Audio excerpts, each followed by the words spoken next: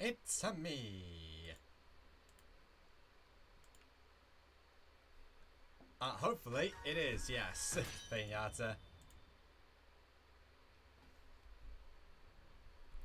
Greetings. Glad you're okay. Yeah, I'm doing okay. How are you doing? How are you doing?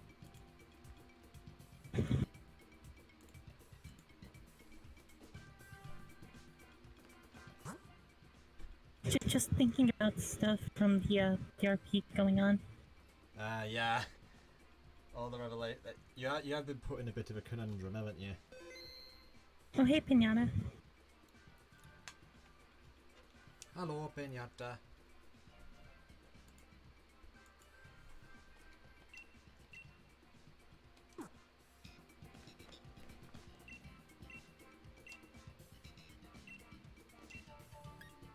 I'm doing okay. I'm doing quite well myself, thank you. That reminds me, I probably should share the bit of art I did. You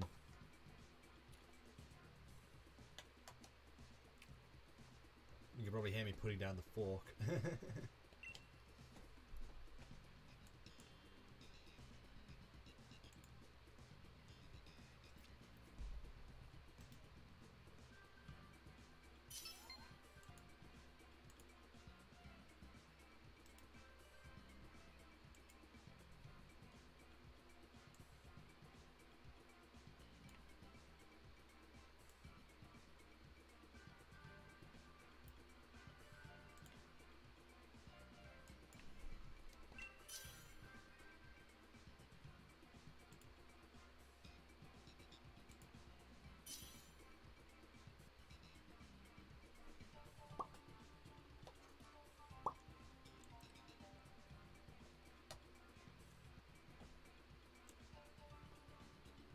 That's Theorus Fortis.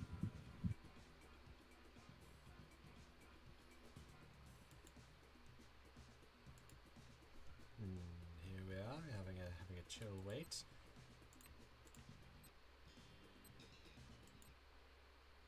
But most people usually just call her Faye. Yeah. And there is slightly injured, but got the job done, Faye.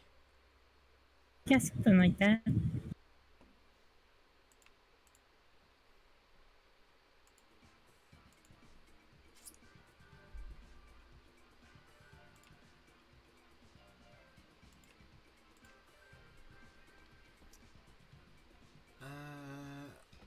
Well, dude's not paying attention, are they? Right, so it's Blacephalon, so I am going to want... I think the power sand will probably be a pretty good one. You're welcome.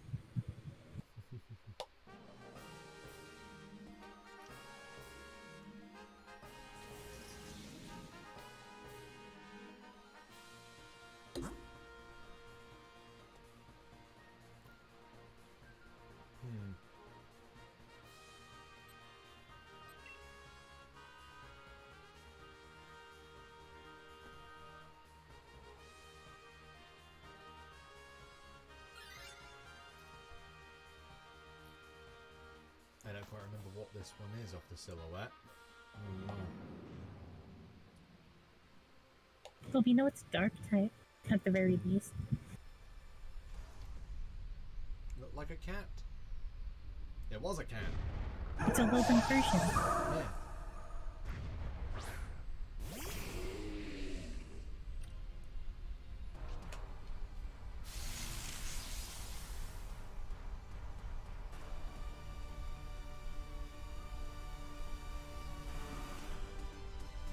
Or the cheeseburger.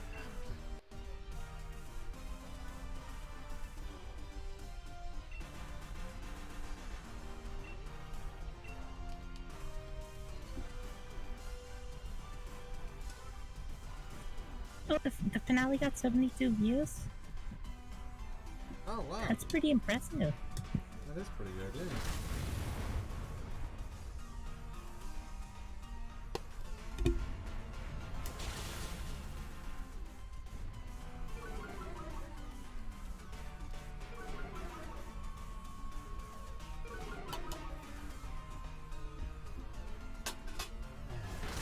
that was some birthday cake from last week. It's still there. It's still going. Let's have a lot of cake then. Was a pretty big one, yeah.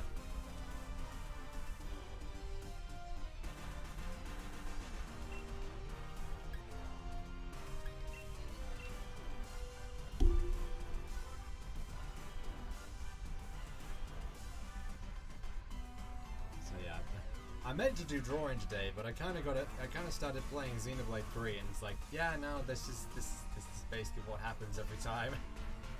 I mean, you can draw if you want. I'm happy to watch a drawing stream.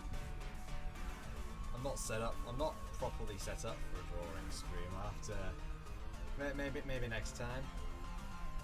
Maybe. As I've been playing Xenoblade, and yeah. Maybe sometime in the future, because I also like doing these just like chill shiny hunting streams, really. I know they're a bit slow, but it's mainly just so we can chat. And I know I'd get distracted from drawing if it was a drawing stream. You mean like in Facebook? Yeah, kinda. No. Fab really doesn't want to do long story games. That is Fab.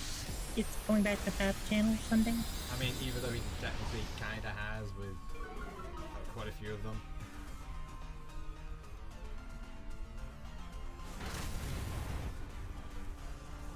Oh, I did a lot of damage.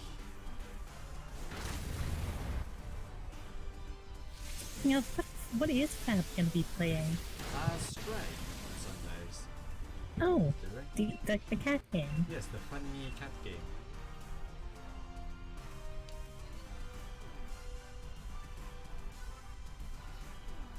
But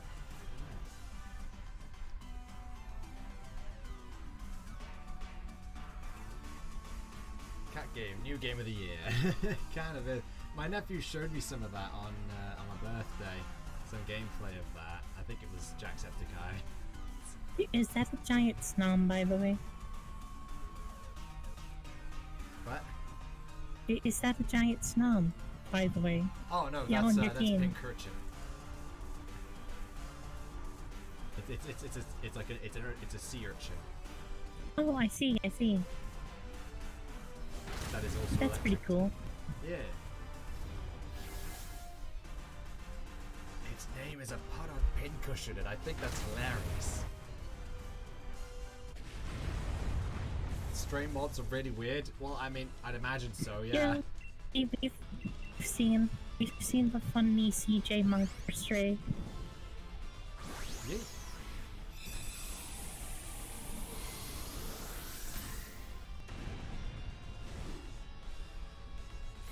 After finding out that you could buy permeables for like a single Dinator,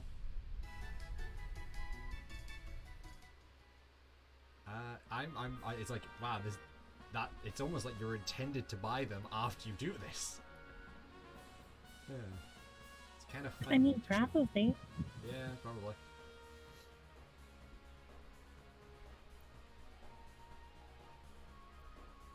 How many premiere balls do you have, by the way? 213. That's a lot. I did buy like 999 Pokeballs, to be fair.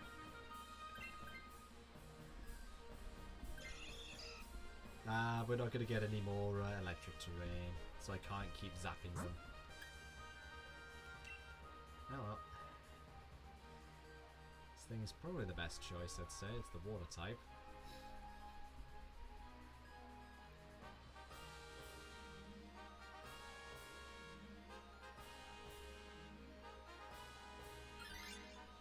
But instead we're going for the Butterfree. Okay. Whatever. I guess they wanted to go for the items. Which I guess is fair.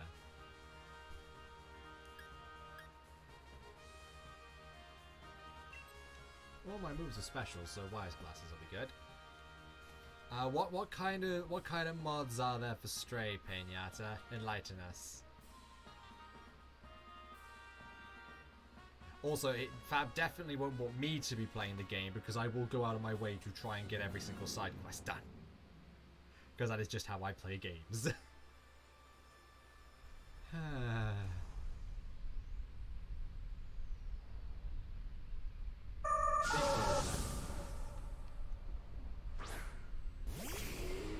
I was saying something, I've completely forgotten what it was.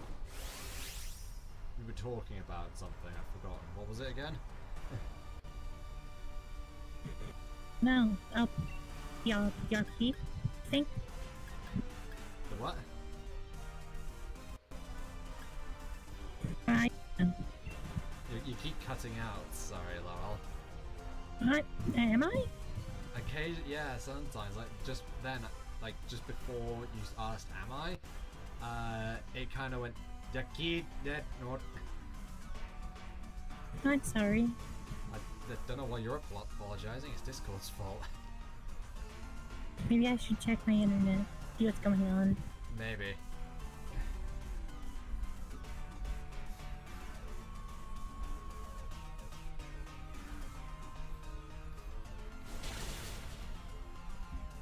God, feel full 3D model changing cat's color, changing if you want it fluffy or skinny.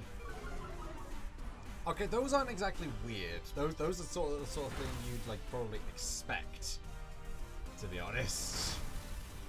At least that's the sort of thing I'd expect from a cat game. Or like changing it to a dog. That's also something I'd expect.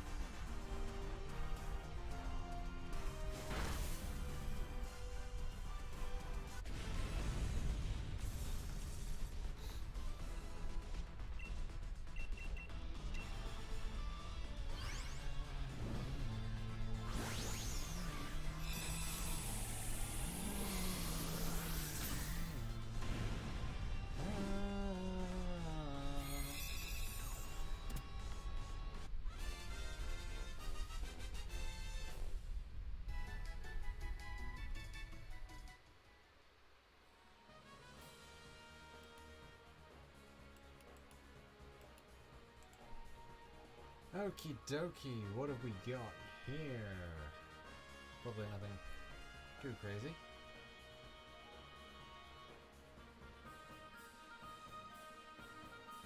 The funny yeah. The funny yeah. I saw like, oh, every time you meow it changes to the anime. Yeah. Yeah.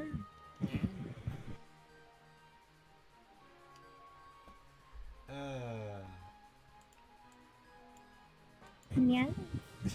You're really good at doing that. I try.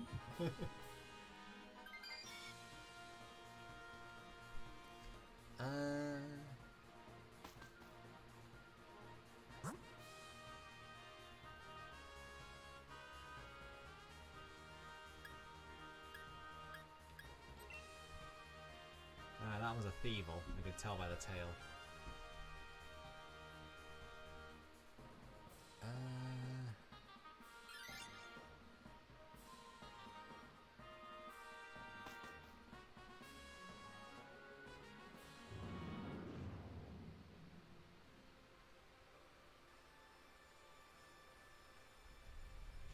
You're welcome.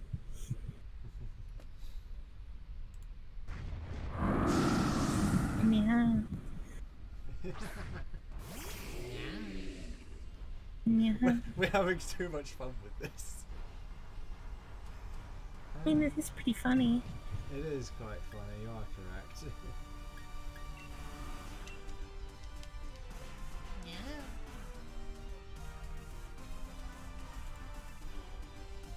Just someone randomly comes in and is like, what the heck? I've gotten 6 views so far. People really like funny, yeah. People do just like funny. Yeah.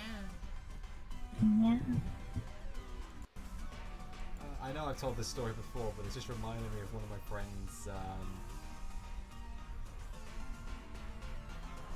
Like one of my friends when I was in college, every time like he'd quote the nothing personnel kid meme constantly. But every time he'd do it, it would just kind of like devolve more and more. So eventually, just became. I think by the end of like the time I actually probably talked with him, we were like,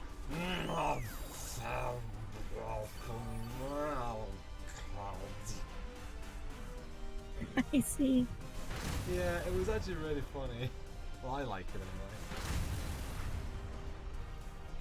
Can I just say I freaking love how like more in your face the new Pokemon's pun names are.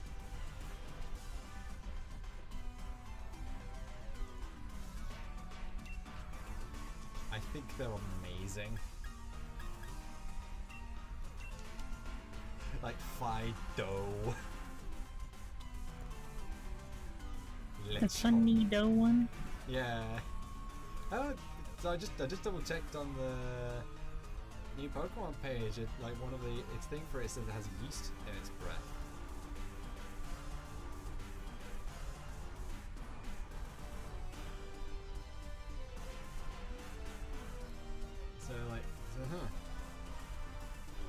Said yeast is useful for cooking, so this Pokemon has been protected by people since long ago. And not just the fact that it looks like an adorable, like, bread dog. Oh, Rage Powder. That's actually not too bad. Nice idea.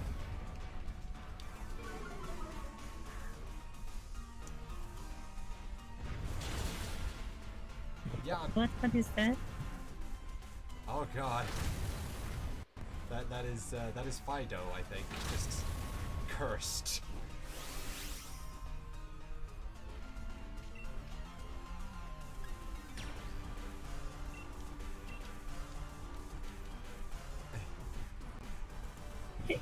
Why?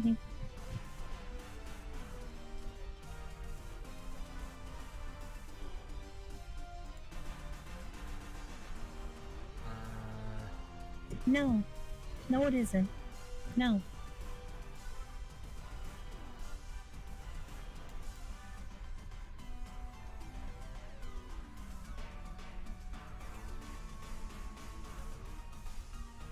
Oh, that's an interesting one. The Paldean Wooper.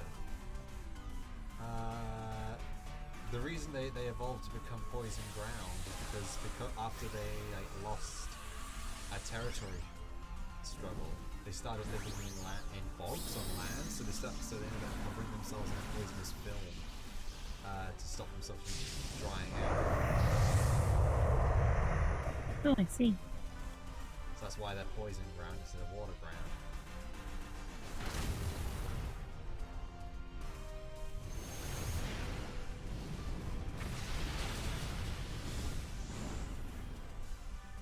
The gills have dried out thanks to living on land for so long.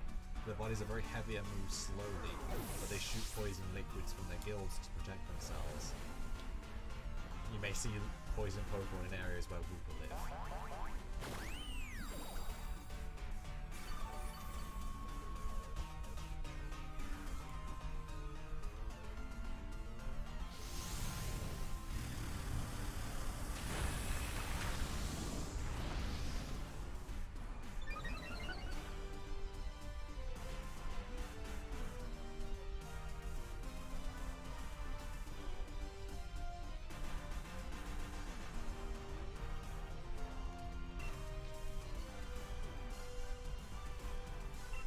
Max Quake again! Interesting, very interesting.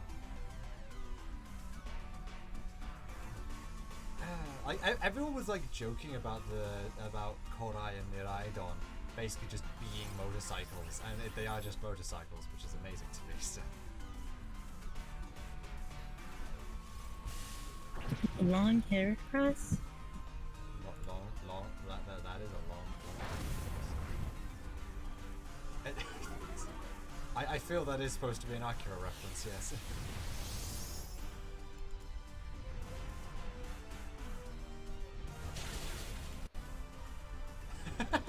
Okay, so what Peñata just said is, hey, like Mexico, we evolved to be more dangerous after Spaniards stole our gold. I'm pretty sure he meant Spaniards, but I think the idea of like just of people being driven out because of a bunch of very angry Spaniards is quite funny to me.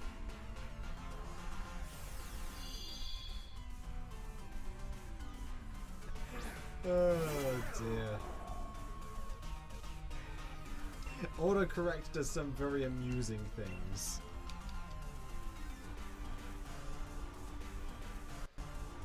Oh.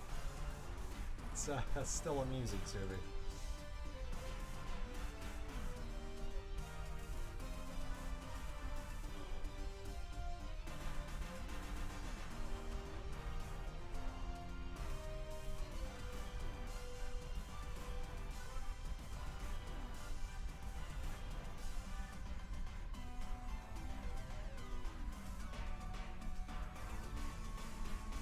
Oh right, yeah, we still have the Rotom phone.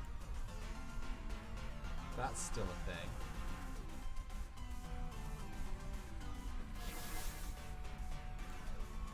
Which is good. Indeed.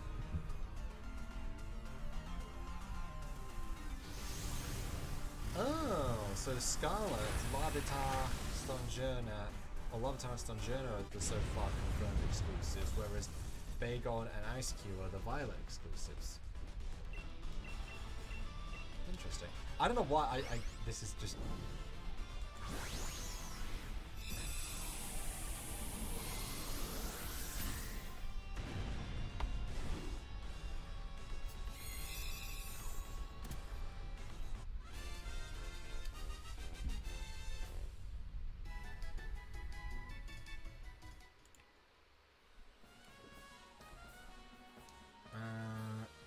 Oh, Thief will get. I didn't realize Thief will get Burning Gel C, but that actually works. It's pretty fun. That's a pretty good one actually.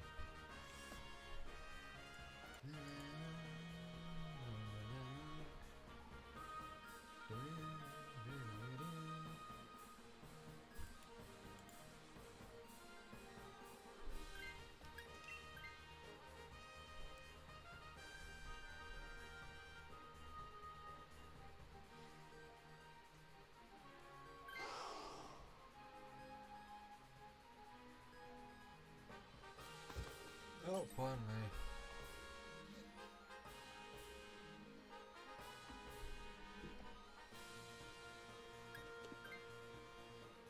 I'm fine with my boy.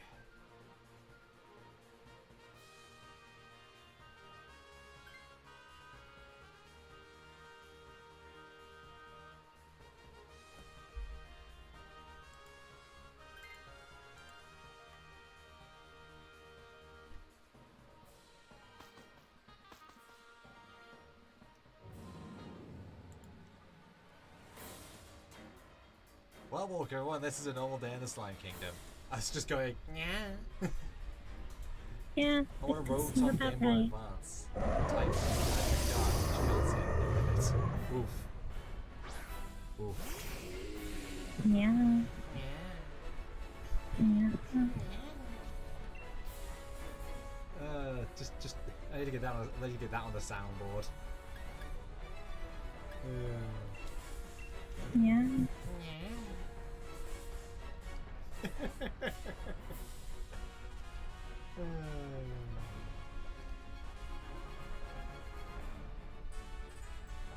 Are you a push to talk, Laurel? Yeah, I am. Ah. Should I not be? Well, no, it's just it's just in the background. I can hear a little bit of just background noise, and then only when you're talking, it's like, should I push to talk?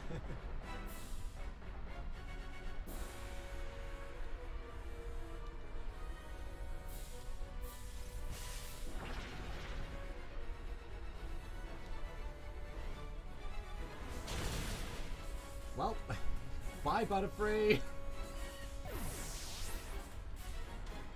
Bye bye, Butterfree. I could never see that coming.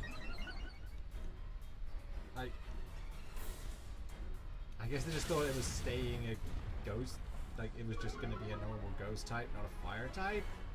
Oh, to be fair, again, this is the AI. They're a bit weird.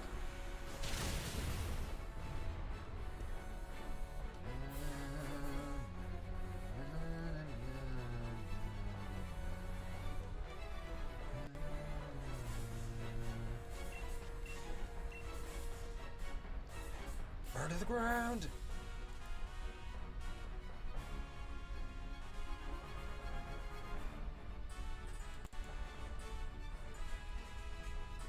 But yeah, Penada, I don't know if you heard what I've mentioned before, but you were worried that the gameplay looked really stiff.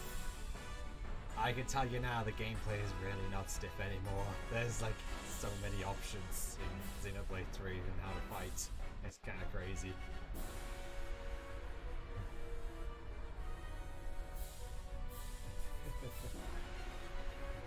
Oh boy.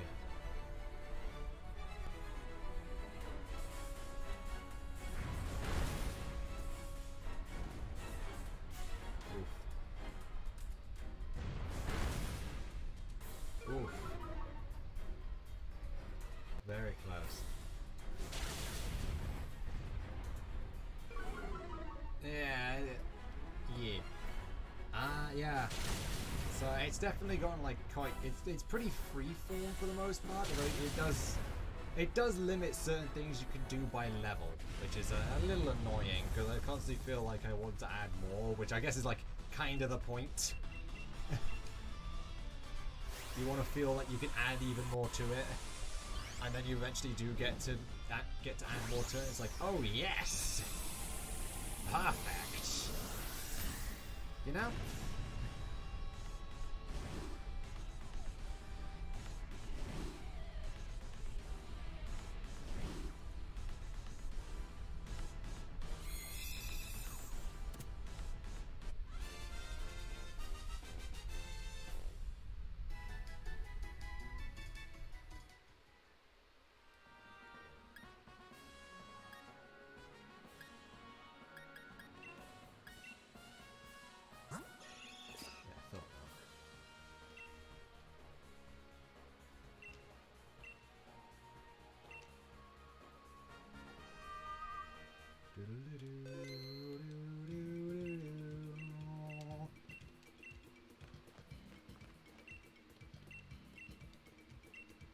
Yeah, I've gotten every single reward I can from you, I think.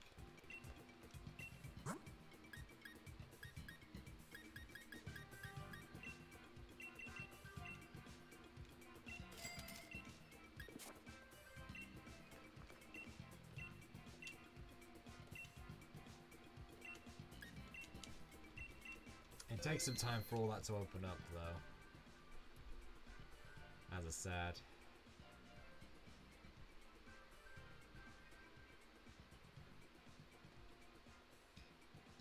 Because you got the whole like class change system, so you can change to whatever class you want essentially after you unlock them for each character. I can understand why you don't like Golden version. I can get that. Yeah, it's weirdly thin Garfield that's also grey. And yeah, it does look kind of derpy. A lot of people made memes out of it. We'll just talk about Tabasco salsa and soy sauce. Okay? Tabasco sauce? A funny fab joke? Funny fab joke. This really is just going to become like an indie VTuber like group, isn't it? Because it's just going to be us all referencing each other. Does that happen with indie VTuber groups? I actually don't know. I mean, I don't know.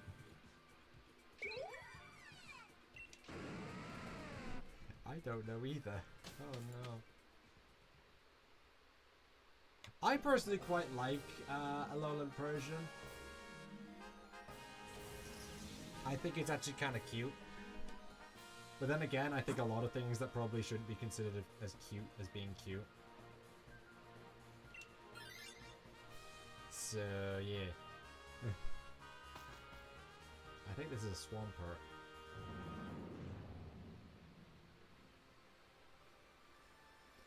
I still want like another Pokemon Stadium style game. Just one of those ones that like, that's like tied in kind of with Pokemon Home stuff.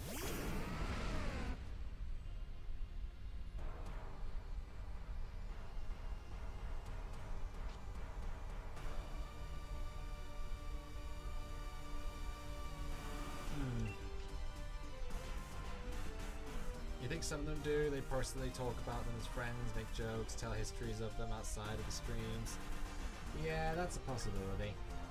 That's probably the case. I don't really a possibility. Look, actually, speaking of stuff, I've been wanting to get. I've been looking into trying to get that. What's going on? Drawing tablet. That. Are you okay? It just glitched out for a second. Oh god, that's not good. Is it all okay now?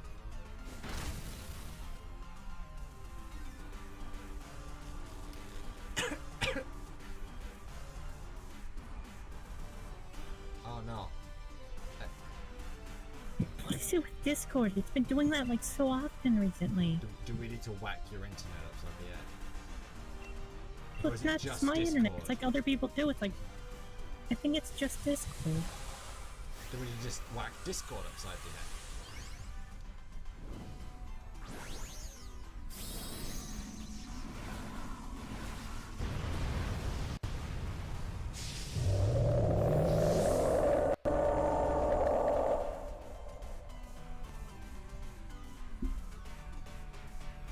Your stream crashed for a couple of seconds. Oh. What? So maybe it's your internet.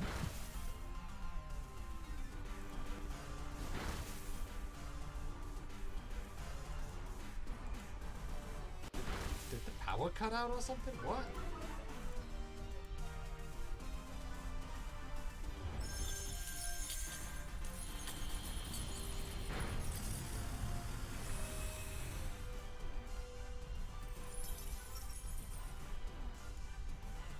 The heck is happening?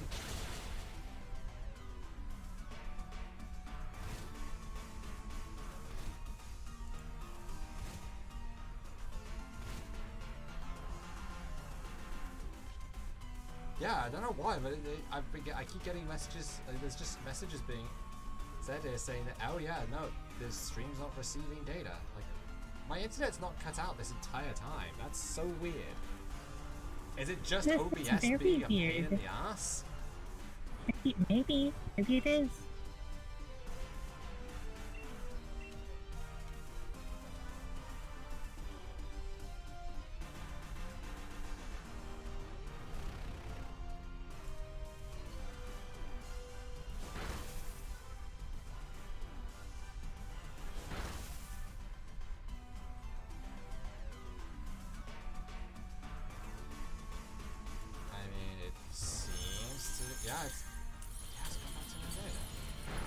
It says no data, but it also says it's excellent, so YouTube's being weird now. Everything's being weird. Yeah, it says it's excellent. It said the connection's excellent again. I have no idea what's going on now. And then I guess lash out.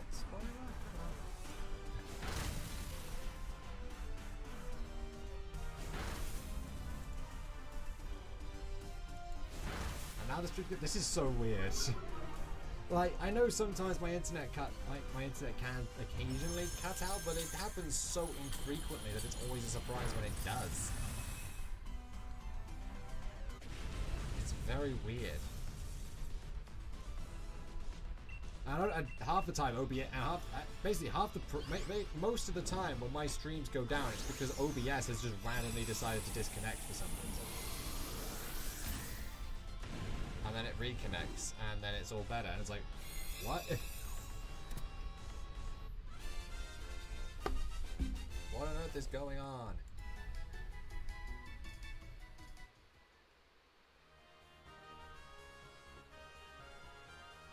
should just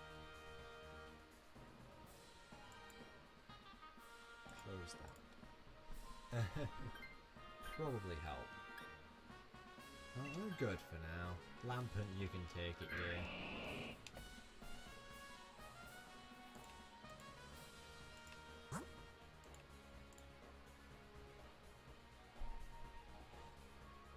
That guy was just literally just had a needle stuck through its chest. Or a knife. Or a knife.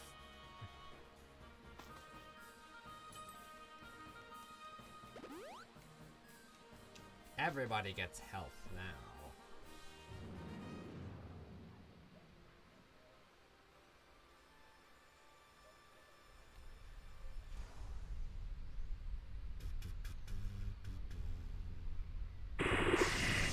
Bass. We're fighting a bass. It's just a bass. A very angry bass. It's a fish.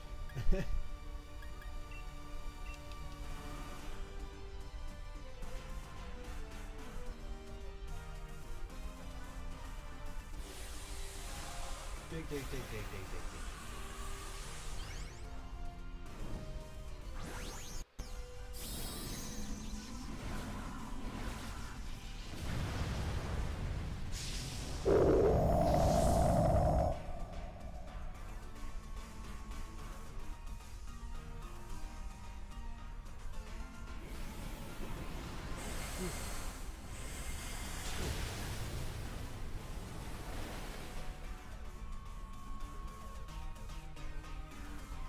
What was your favourite arc of the original Yu-Gi-Oh?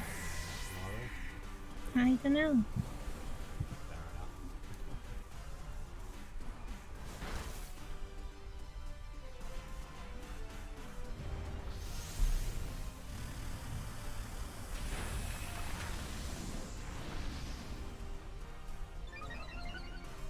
enough. Pop. Funny ring pop. I mean, you're not incorrect. You're not incorrect with that statement there, Yada.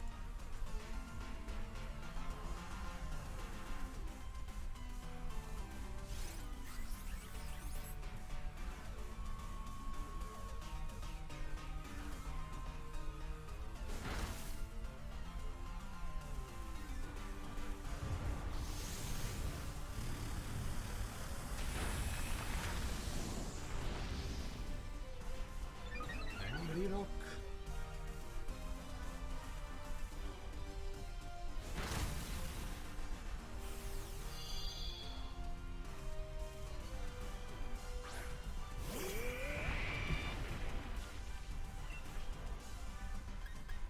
Let's see how much dual wing beat does.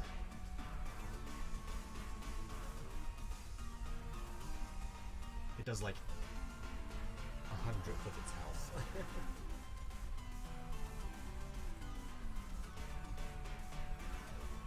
Either after battle or during battle. Huh. I'm probably gonna guess after battle. Like, it'll just be like a cutscene, like if it reaches the level after battle, it'll evolve during that. Yeah, probably.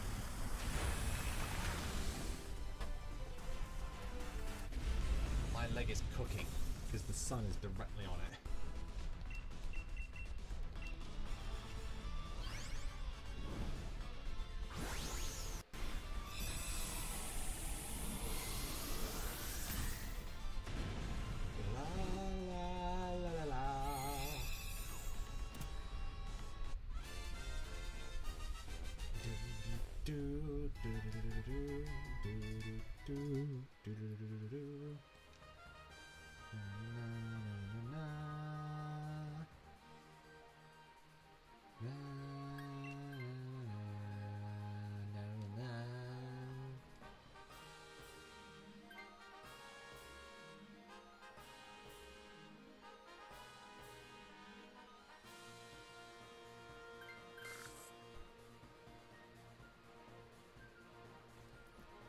Oh, at least we get people taking this thing with them.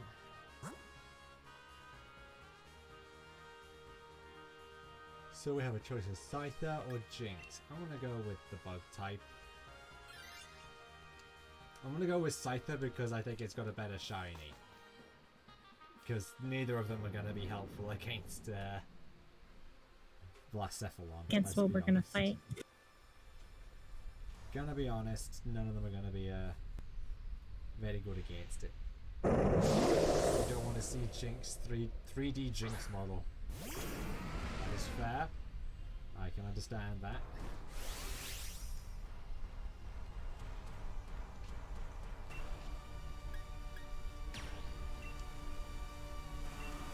I can max airstream!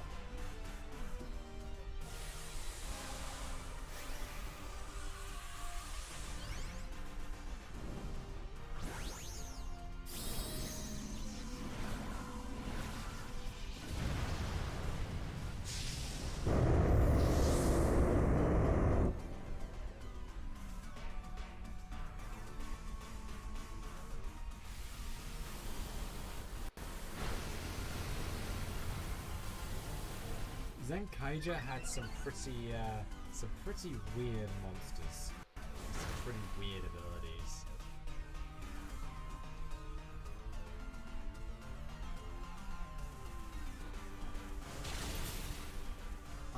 It'll probably affect competitive matches by everyone yelling that the mechanic is overpowered. Because that's what happened the last, like, 3 times.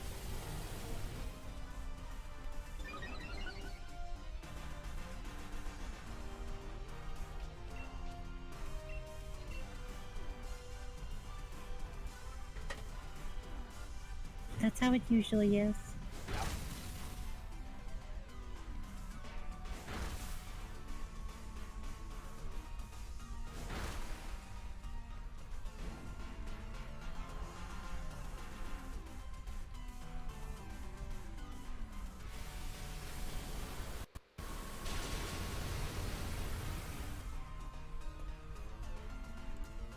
Hello there, Angela Gorby. Hello. Kenyatta says welcome as well. How are you today? I hope you're doing okay. Hopefully they're still here. Hopefully.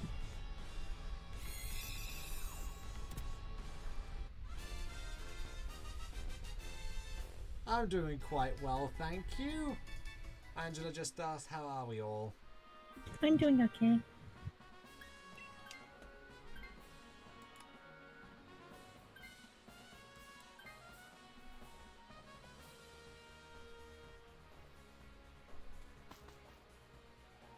Nice, is what she's replied with. Indeed. Or, using Angela can be assumed.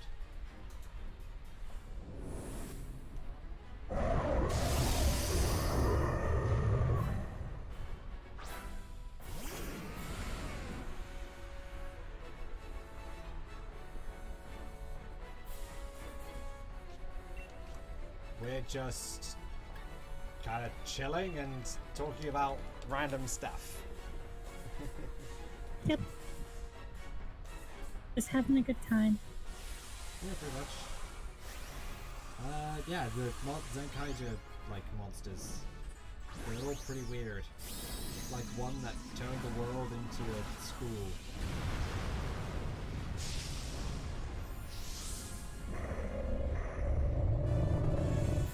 What?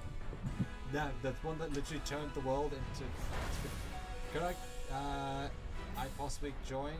I can help? I mean... I don't mind. Sure.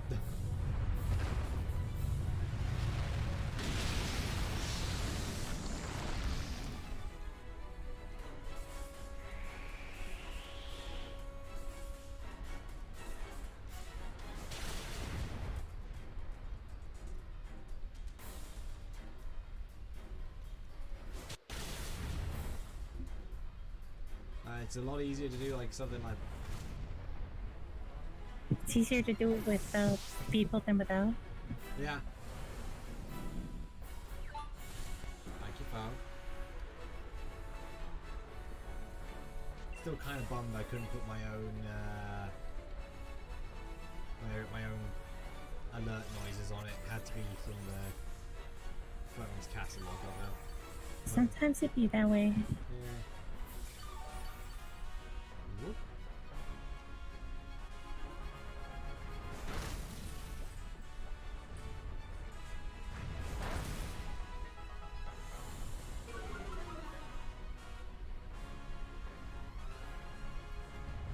Let's rock for.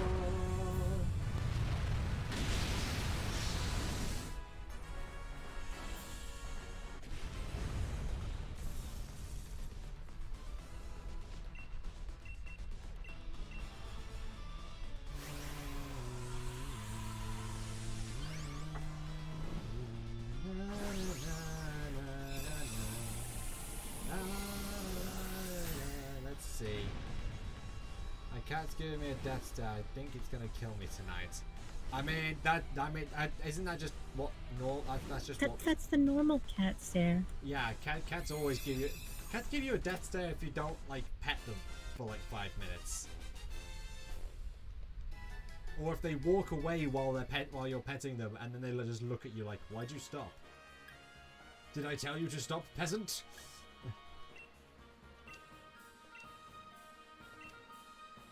So it's just kind of normal cat behavior, that.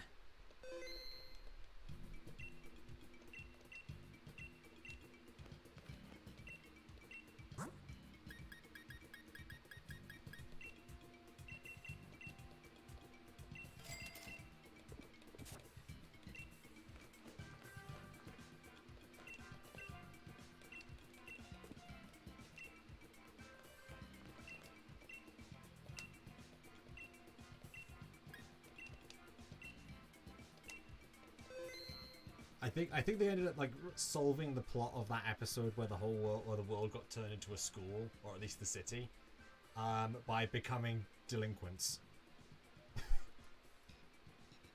I see.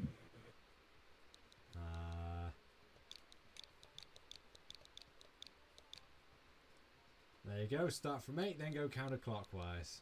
That's usually how I do it.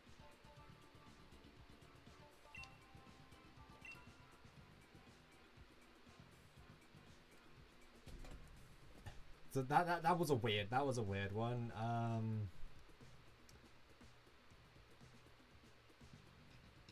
Another one was tennis. A tennis themed monster that turned everyone into tennis balls. Sentient tennis balls. I see. That could still talk. Kind of weird. Why? Because it was a world. Because it was a bit. It used the power of a world that was like based around tennis, I guess. Huh? Yeah. What else? I figured so. And Angela. There was. Oh, really kind of a big one. There was the. There was. I think it was like. I need to actually double check some of these. Well, it's a ghost and fire type, so anything super effective against those. Well, super effective and or resistant.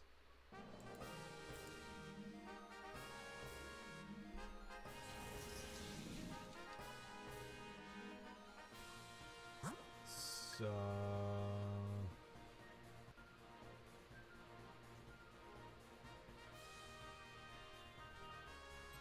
we'll have a better chance at future ones if we pick the grass type. Since there are ones up ahead, like we've got some rock types in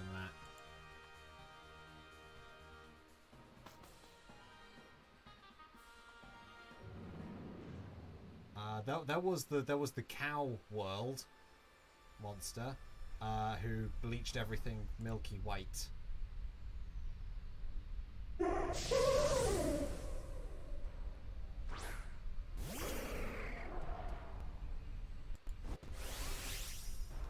That also ended up bleaching people's memories as well, which was very weird. And didn't make a whole lot of sense from what I remember. But then again,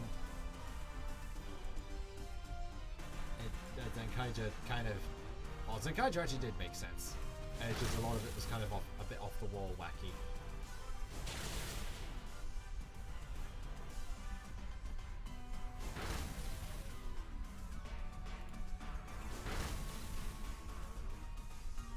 Oh right, yeah, that was the that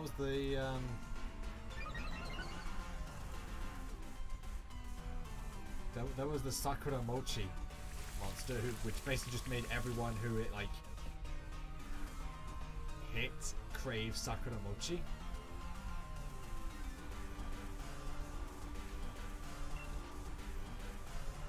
Like violently. That's very specific. It is very specific.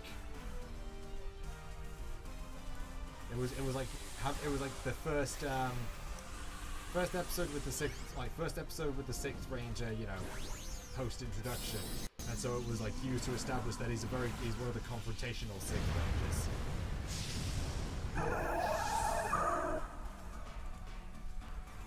Oh no, it wasn't Sakura Mochi, it was Kashiwa Mochi. Sakura Mochi was something else.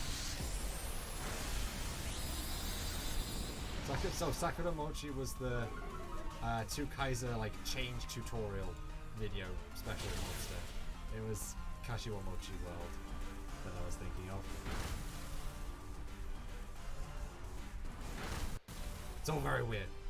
The competition was to see who could take down like Kashiwa Mochi World first, and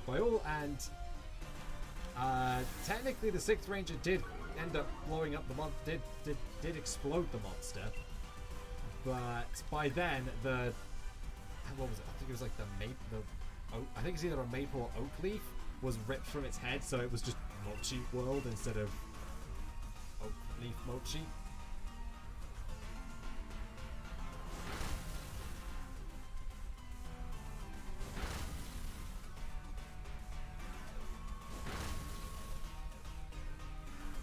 There was New World, which made it new all the time.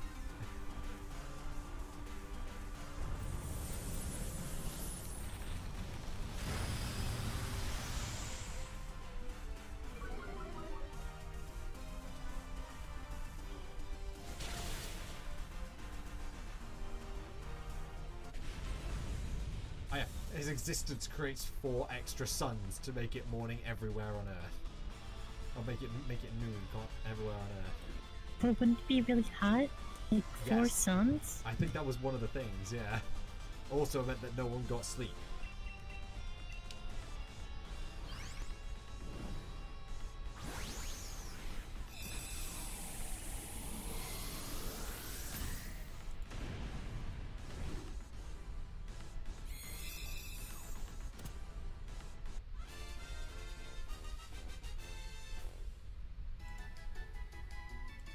Woo! That's the blossom down.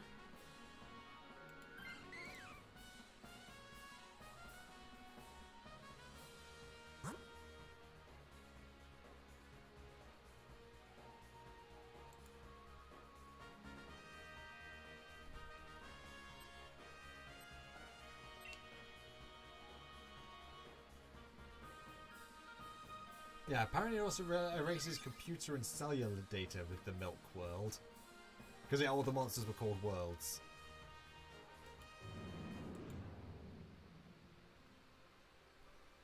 But why? I don't know.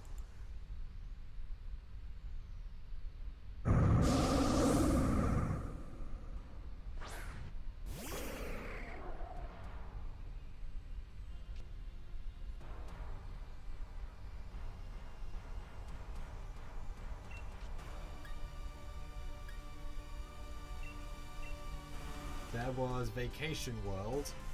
Is able to basically just fire a very powerful vacation ray that makes everyone just want to be on vacation instead of doing work all the time. Which is just kind of normal, I guess. Oh yeah, there was Manga World, who could turn people into manga. Like literal just an actual just page of manga. But they were still sentient inside of, so the pages would change depending on what they were trying to say.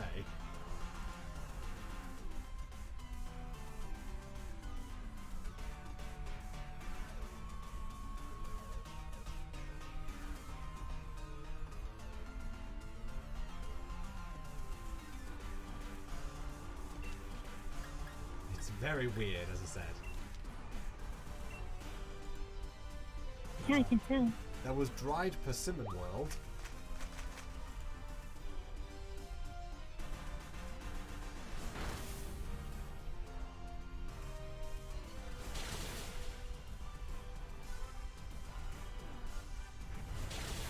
And anyone who and he had basically a cannon that shot sound waves that anyone who heard them would become dehydrated at an insanely fast pace, so they'd have to keep drinking to even stand a chance at it functioning normally.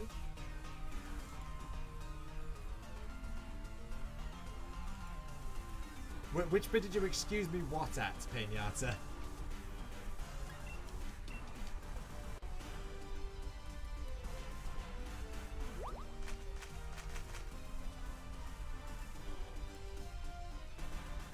I mean, yeah, I wasn't planning. Yeah, that's fine if you want to take this guy.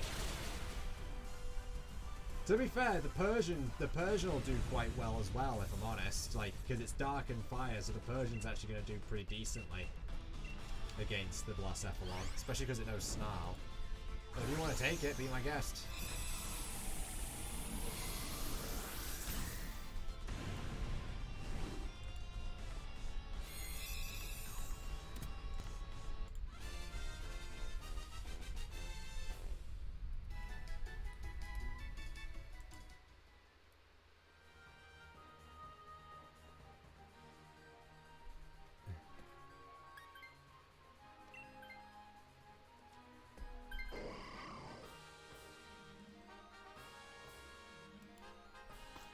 Oh yeah, there was Copy World, who was a photocopier.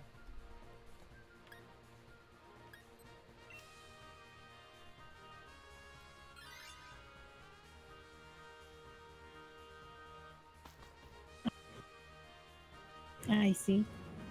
He could basically create. He could basically like copy and paste. He could basically create copies of people that are essentially like the dark and evil versions of a person.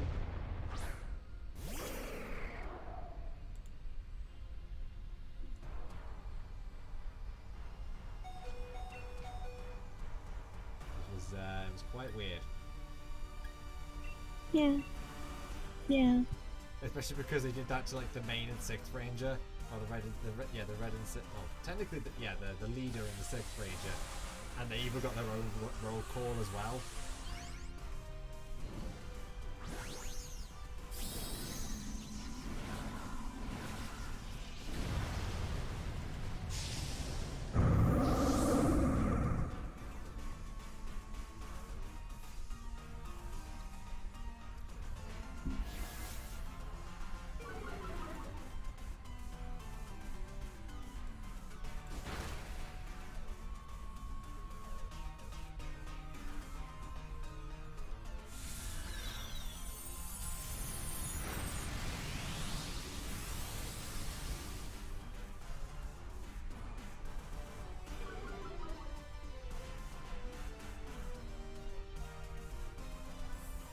Oh yeah, there was also Love World, who basically just caused people to fall in love with things.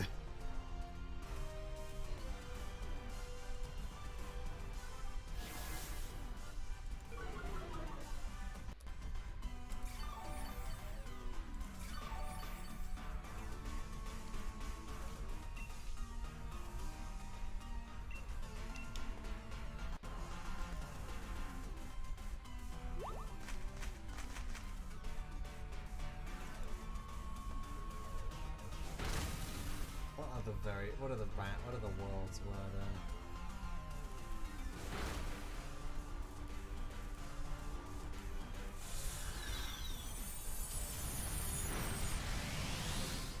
Oh yeah, there was Sushi World as well. He used seaweed to like tie people to things.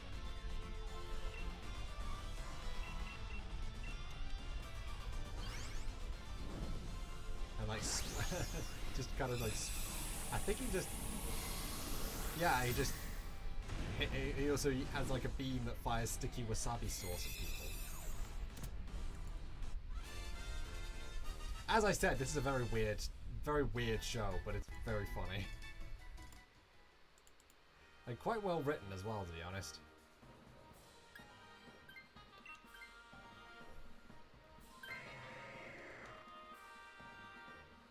I think Laurel's just completely checked out now. Kinda. Too much craziness. And it's just, oh my god, what the heck. Is that it? Huh? Apparently, yes.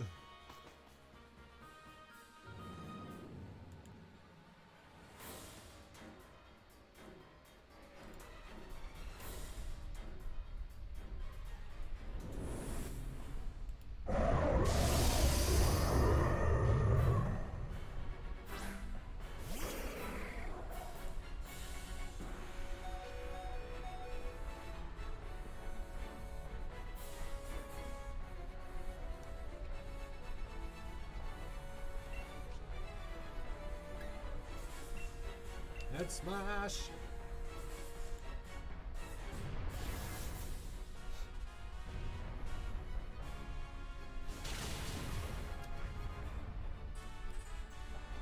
Beef Rib World? What?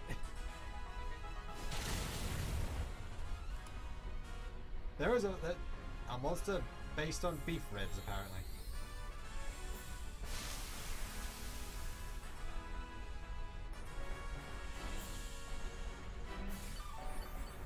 Yeah, you can just fire heat beams and make huge meals, apparently. What? I'm very confused.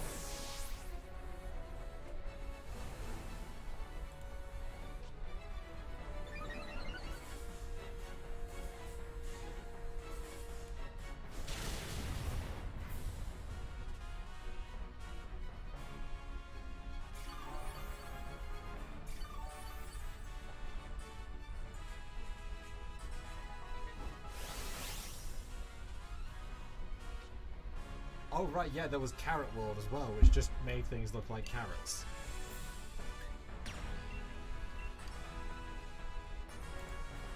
This is all very weird. Like, that's kind of Zenkaiger in a nutshell, really. It's all very weird.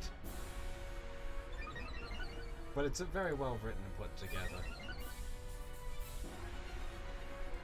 One. Ah, right. Spawn.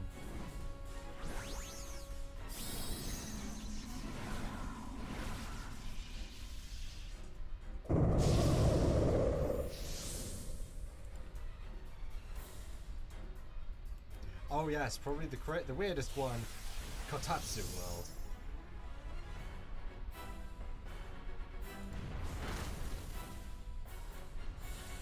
He fired a laser. It does sound weird without any context. Like, his thing was that he fired a laser beam at people that trapped them inside underneath Kotatsus. Or less trap them, more just make them be sitting underneath the Kotatsu, which like people just didn't want to get out of because it was like cozy warm.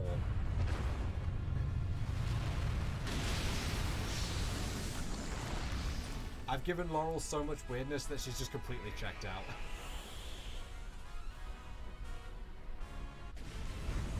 Also, the Kotatsu slowly turn people into cats as well. Why? I think it's like a pun. I think that one's based on an actual pun with Kotatsus. Like, there's weird and then there's just lol, let's be random.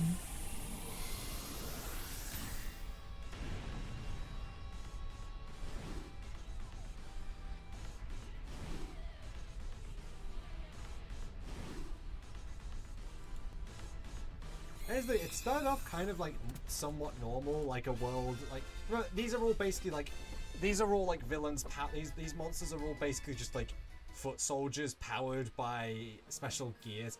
Oh. Okay, shiny blossom. Oh, nice. Yeah.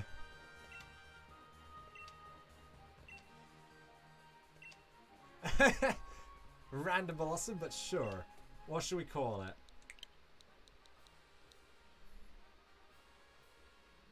Do we have any dancer characters that we use?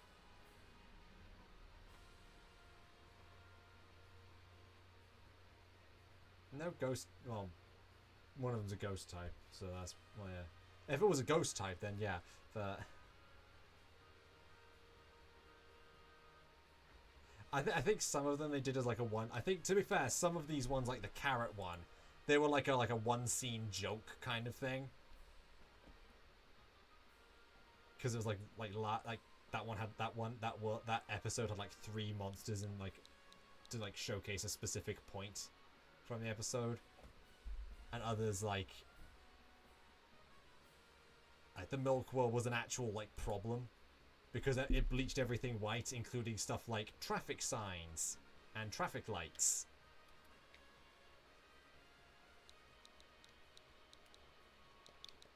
I want to call it Sway because I can't think of anything else.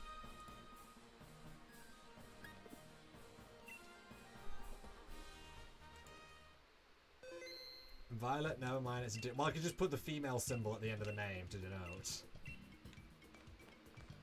I mean, you can always just ignore that. Yeah, exactly.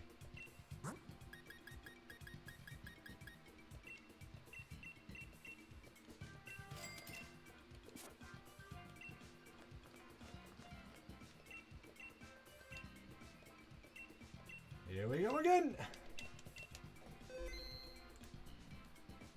I mean, if you're still here, Angela. Oh, I didn't do this code. Oops. Whoopsie.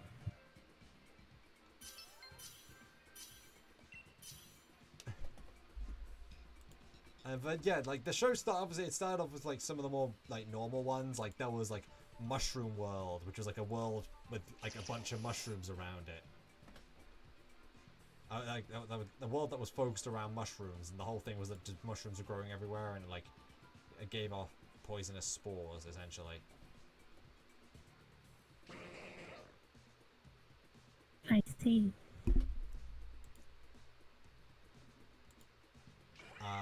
Or like another one which was basically like Ice Age World, which froze everything.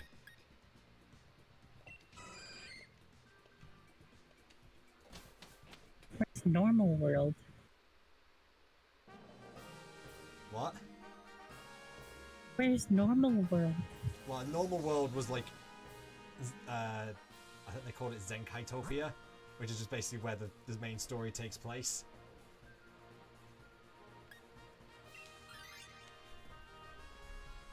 Like the plot of the show is that, like the world that the story takes place in, and Kikaitopia, the robot world essentially, accidentally fused because essentially the ruling monarchy of the robot world had a malfunction with their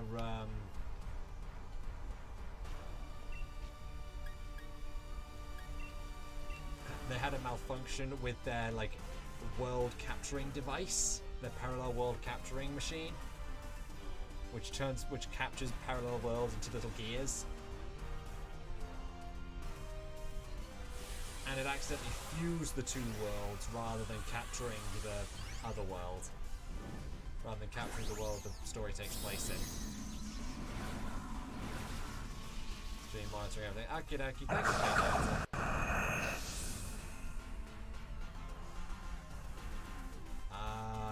Yeah, because then we get Boxing World, which is a world where like everyone like boxes essentially, like where boxing is like a major thing, like it runs the world. I think there's Garbage World, which is a world literally just of nothing but rubbish, just piles and piles of garbage bags and such. Sushi How's World. the Fab Zone? Yeah, Sushi World, which is the Fab Zone. Yeah, it is fairly accurate. Yeah, Fab's World. It's Fab's World. There's, as I said, Sushi World is one of the first ones. Which, considering this is a Japanese product, kind of makes sense. A world revolving around making and eating sushi.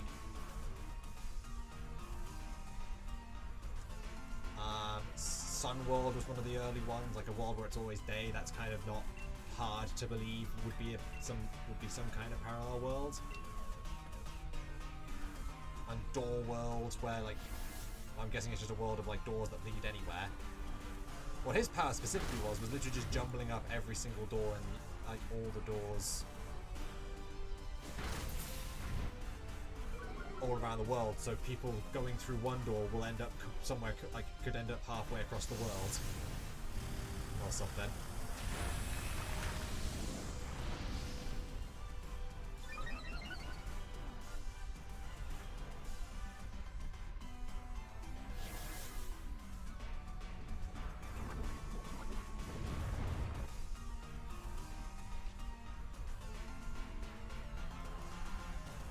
There was also Recycle World, which is basically like the same suit as Garbage World, but it has a recycling symbol on it. And they make a ton of jokes revolving around the fact that it's literally just a recycled plot. That is just a recycled suit. Which is actually pretty good. Like, at one point it summons back a whole bunch of previous ones saying that they're recycled versions. Or like previous monsters saying that they're the recycled versions and such. They're just recycling them. Yeah, exactly. Even recycles a finisher that the like a one-time finisher that the Zenkai just used. It was a pretty good joke actually. It's quite well done. It's as I said, it's really like near the end where they get kind of very weird with the monsters.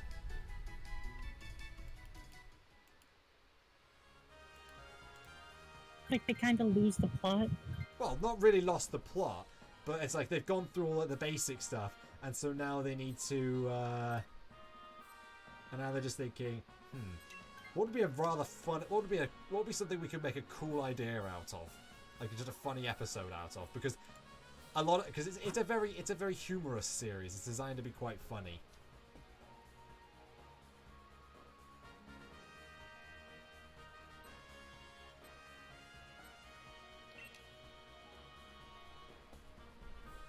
As I said though, the show overall is very well written, and there's a lot of really good, like, it's very well written, and there's not really a, I hesitate to say there's really a bad episode in the bunch, at least from what I remember. It was all so interesting and well put together. At least to me.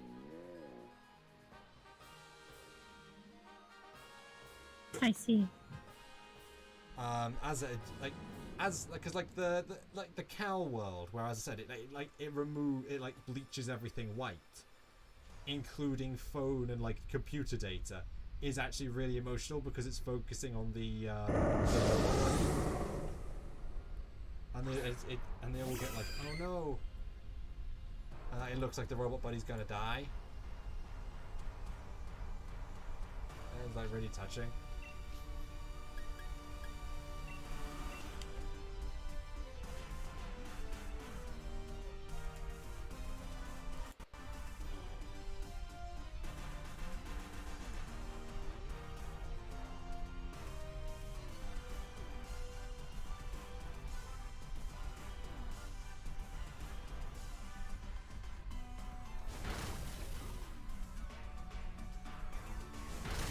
Oh yeah, there was Noodle World. Who like he threw like needles at people, which caused them to fight over what type of noodle was better. What kind of noodle dish was better. That was a very funny episode. Because I think they solved the conflict by just yelling, "Hey, this guy prefers neither of the options that they gave." And so everyone just started attacking the noodle world instead of each other.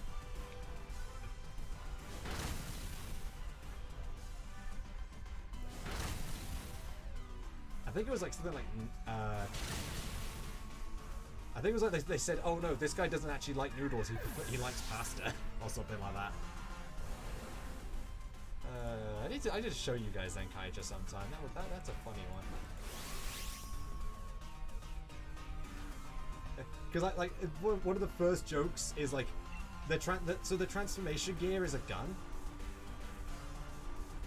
and so like one of the first jokes is like the Red Ranger being given his transformation gear, and then he just shoots one of the foot soldiers with it. Before like, and it's like, no, you're not supposed to use it like that. You're supposed to do this. And then they can have an entire instruction scene. Ah, it's so stupid. But check out the enclosed instruction book. Exactly. Yeah, 1 hour 20 minutes already. I've just been rambling about Zenkaija.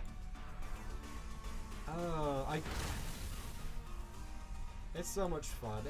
If my like obsession with like Kaiser and his jig isn't enough of a thing, like it is very well put together. Oh yeah, I actually remember there was like Headwind World as well, where it's like it like constantly had a headwind. So like he gave people like a constant, really strong headwind. So like it's really tough for them to walk forwards or move forwards at all. And so they improvised by just making themselves by just fighting by running backwards instead. I'm watching. I mean, it worked, so. I mean, yeah, that would do it. Oh, that was a stage show. I'm surprised that was a stage show. But you just gotta think, like, how does a world with that, like, thing going on work?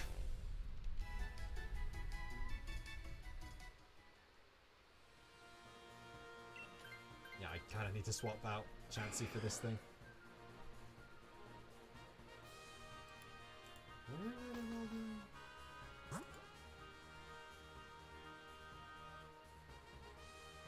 Oh, right, yeah. There was also Inversion World, whose entire thing was that he swapped people's bodies. Ah, the body swap episode. Yep.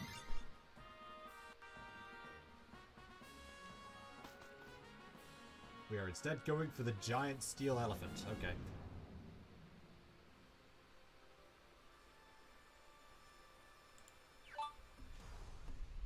Thank you, phone.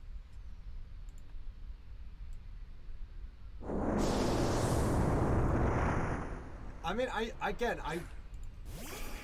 wouldn't mind doing that at some point. It'd have to be one where there's more than just one, more than like a. I'd prefer it if there was like at least 3 people on the stream. Did someone say something? Oh yeah, Penada said like watching stream to just watch the show. As like, well, I personally prefer if there was like a couple more people than just as well. me and Penada. Yeah, I'd like if there was a couple more people because I just find it's more fun when the more people are watching. Yeah. Because then we can joke about it. Yeah, Like, it's a shame that like Zach and the others usually aren't here. shame that Fab kind of. Fab's lazy. Nah. That's basically it.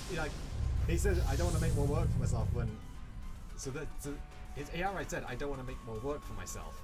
So that basically just means that he doesn't want to do it at all. Because even doing another lazy. one would make more work for himself. Yes.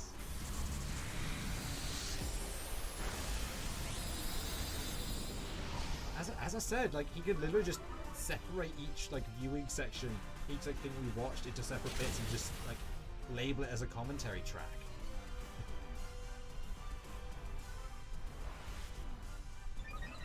Like upload them all separately as an individual commentary track.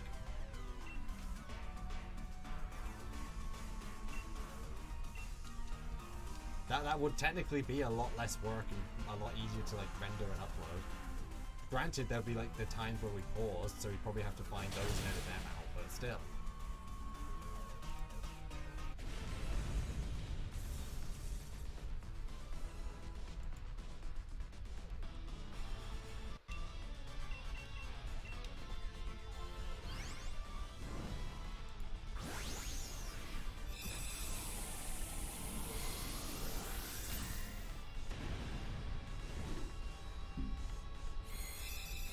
Oh yeah, there was Diamond World, whose power was to make things hard. And that includes making speaking hard by making people continuously say the word dire over and over again instead.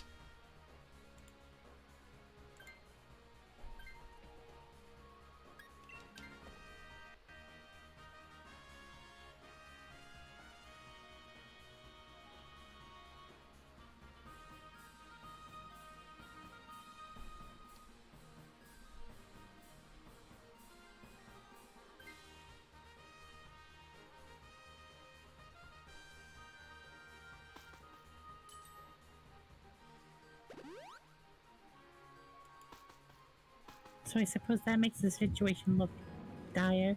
It does, yes.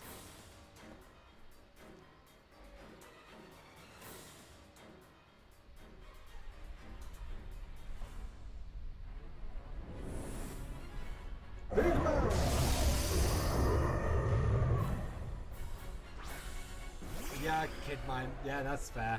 Like I knew what at least someone would bring up the second I said that. So. Huh? Makes things hard, and Pinata had the kid brain happen. I see. Yeah.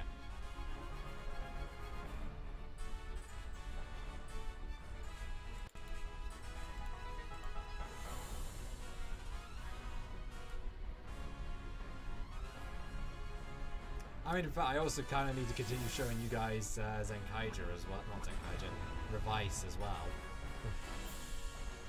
The thing is, like, Fab doesn't want to do it. I know. I'll take time out of my own streams to do it, I think. Which again, I don't exactly mind doing. Like as a break from something, if it can be organised decently. I mean, I'd be happy to do it. It's not like I have anything I do. Well, I mean, you're planning on streaming a couple of games, aren't you? Well, yeah, but I can set up like a day, like every month or something. I don't know. I mean, that'll be fine.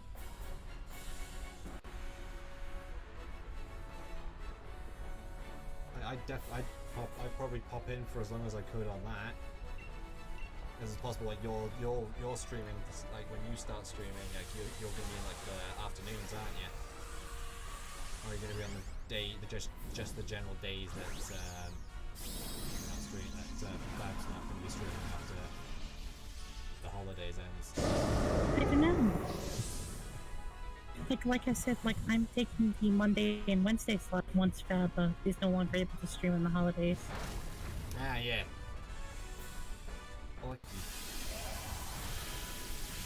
So yeah, you're going to be doing like it during the times that Fab normally streams. Yeah, 8 to 12. Yeah, like that'd be something I'd probably be able to do after we get back if I don't like have a full day at work, which I guess during non-school holidays is probably not exactly going to be a common occurrence. Or during term time anyway.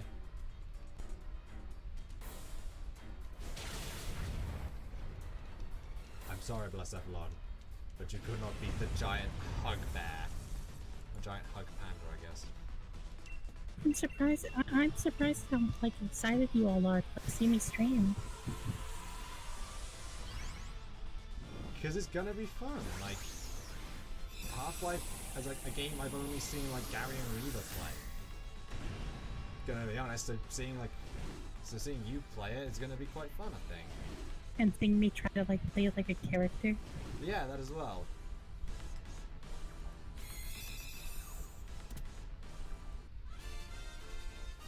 Plus, you seem really excited, and that's pretty infectious, really. I mean, I am. Yeah.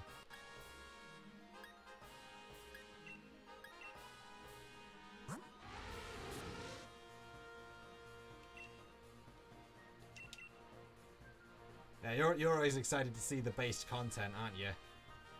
Or what you consider the based content, I suppose, Feinata.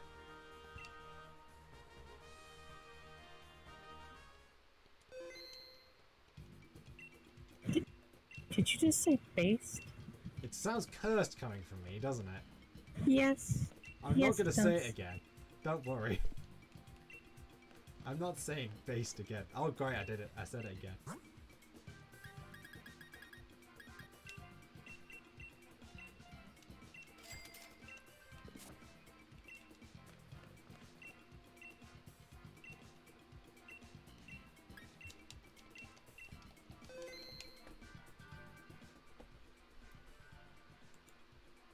I mean, heck, I mean, even if like other people can't show up, I could still at least maybe at some point show you the Yu-Gi-Oh! GX stuff you brought like we've missed. That's probably something we can do at some point, be it on stream or not.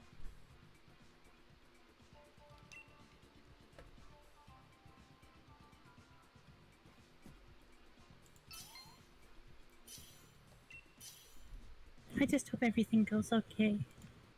I'm sure it will.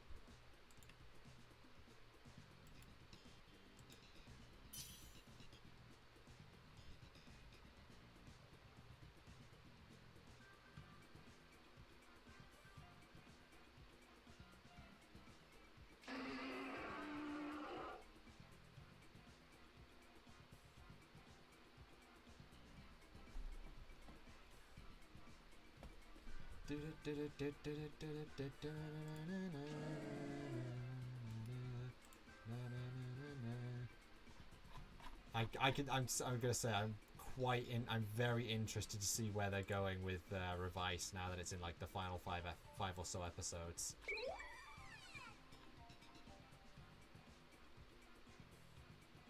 Sorry, final 4 episodes. Very interested to see where they're going with that.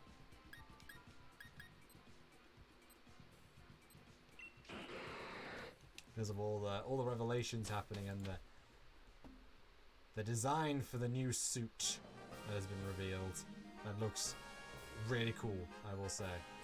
Even though I think it's literally just a repaint of one of the other suits, isn't it? I think it's a repaint of one of the movie suits. Yours, right?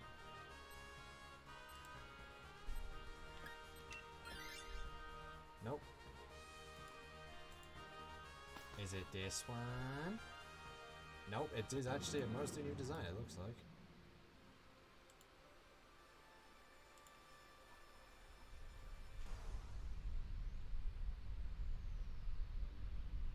Ah, no, it is the same. It's just, it is like reused from the movie, from both movie writers, just gave him a brand new head.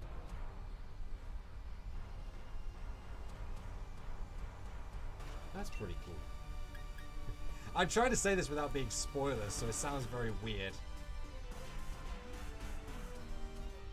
Tell my grandma to not wait for me for dinner, but tell her to have my breakfast ready. Yeah, that is a line.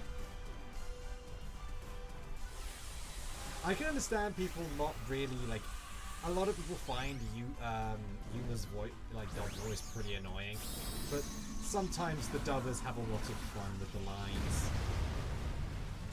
GX and the Brains are very obvious, like, ones for that, because they were having so much fun with that.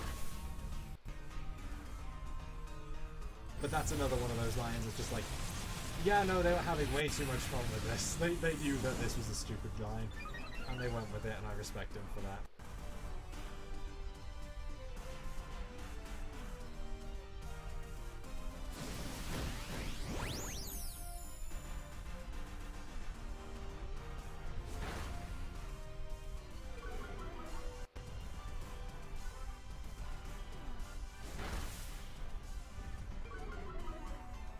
So they made a lot of inside jokes in shows like Pokemon. Yes, I heard about that. I heard a lot of the non-English, like American, a lot of the non-English American dubs actually had a load of fun with it, and even some of the like non-English European dubs as well. They also had a lot of fun with it,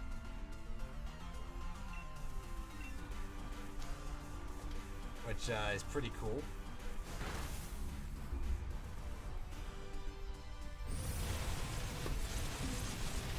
why I don't really mind dubs so much.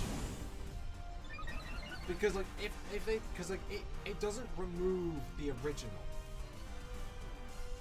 I think the reason a lot of people don't like dubs is because, like, well, one, they're stuffy purists, and two, they are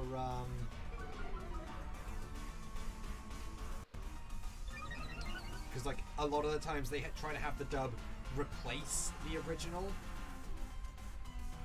like the original version for that region, rather than like having it be its own, have it be a thing that you can get as well as the original subtitled version.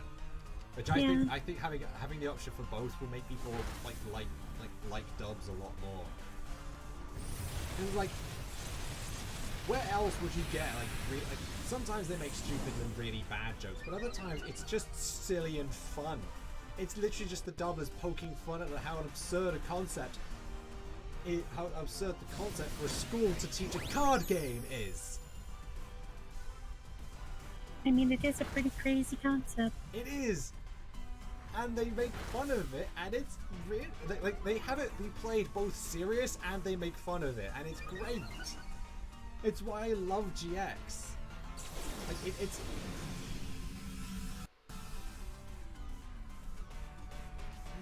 I can acknowledge a lot of GX's flaws, like pretty much all of GX's flaws, really. Like, it's like the actual like story kind of stalls for a bit. A lot of it is slice of life for quite a while. They have wacky hijinks sometimes in between really serious moments of the world is going to end if we don't duel. It sidelines a lot. Duel. It sidelines a lot of the like supporting cast and like brings in new ones that take all the focus away from the original supporting cast. But it just but like the characters themselves, or at least are pretty memorable. The actual like entertainment value of watching it is hilarious. Just because they just make fun of it. Like, it has probably one of the most hilarious, like, especially season 3, where they really just go off the walls and start making fun of everything. It's where the line is of I activate my trap. What? But how? It's simple. I call out a thing dramatically and it flips up like this. Have you ever played this game before? It's where that's from. It's just such a good line. Deadpool's Spanish voice actor is also James in Pokemon, so you can guess how the fandom loves that. Yeah, they probably love it a lot.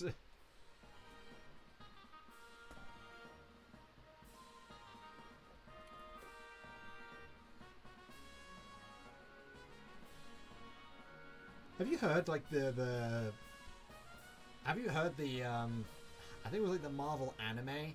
Have you heard that version of Deadpool's voice? The one voiced by Dio? He might actually, if he's voiced by Dio, then that makes a lot of sense.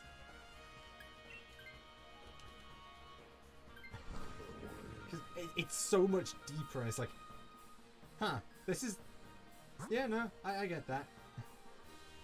It's like not what I think about when I think of Deadpool voice, but it kind of fits.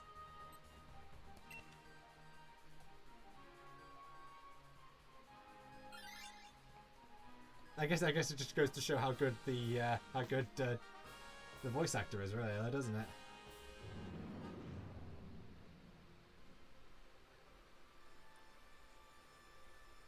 Yeah.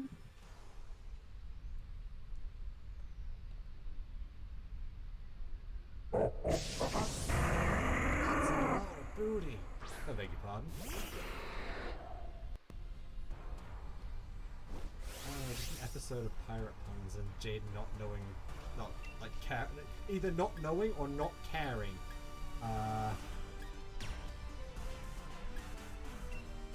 About not caring about a character's rank, like C rank.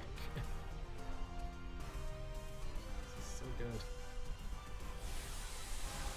Like, the show itself already had some really silly premises in it. Like, there's one character if I always choose dub over the OG voice stuff, I tend to flip flop. Like I usually end up watching the sub, but I'm also more than happy to watch a dub. Unless it's like one of the ones that has a really like they just make changes like to push something specific rather than just being really silly.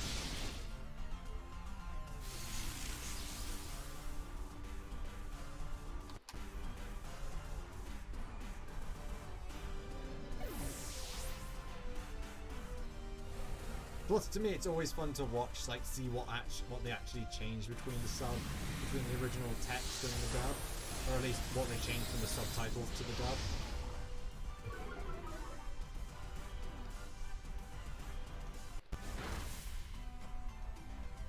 I think that's part of the reason why I really want to see actually watch some of the Super Sentai series that have Power Rangers adaptations and vice versa that I haven't seen yet. Because that's going to be really interesting to see too.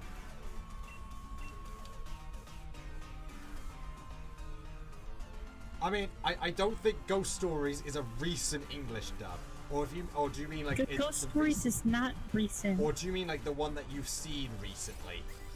Because we've seen clips of that, and yes, that is an absolutely hilarious and amazing English dub. Just going straight for the gag dub, it usually produces absolute gems.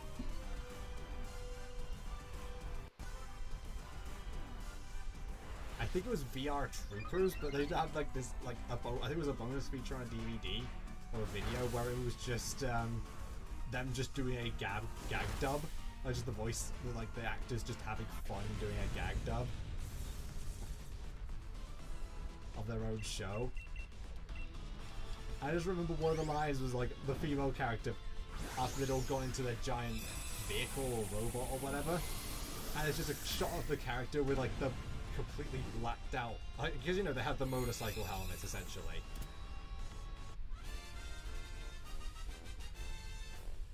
Yeah. They have those motorcycle like helmets with like the blacked out visor, and like she just went, "I can't see a freaking thing." Yeah, that sounds about right. Yeah, it was really well put together. I liked it. Should I keep it? No, I'm good. That thing's got dry skin, so it's got a fire weakness.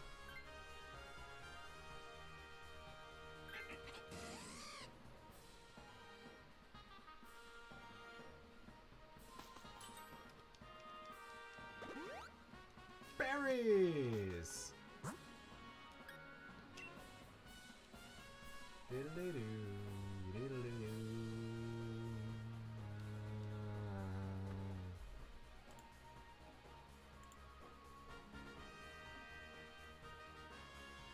Yeah, the one you recently watched.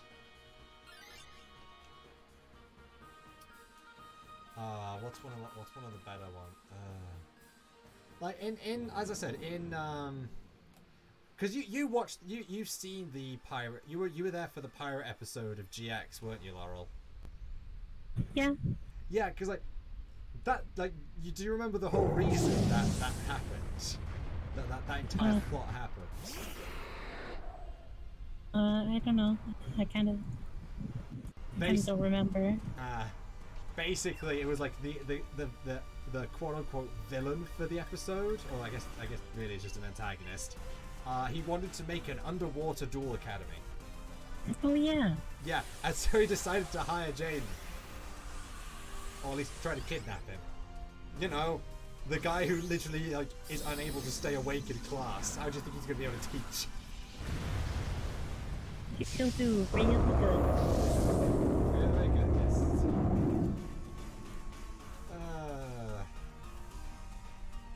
Why is a hobo? This is why he's a hobo and bonds me on time. I think that's actually incorrect. I think he just travels a lot. And it could be worse.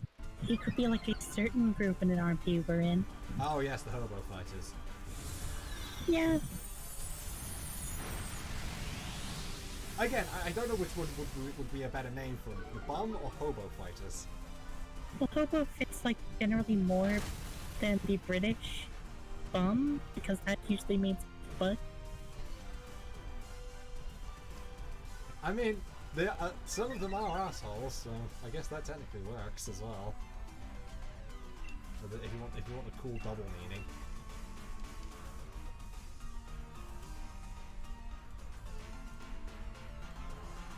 "45 views. What the heck?"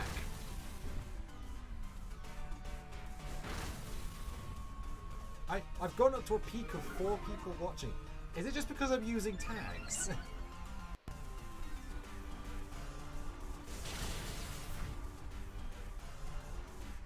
From what I could tell, actually, that speaking of anime, from what I could tell, the Pokemon anime is doing quite well, actually.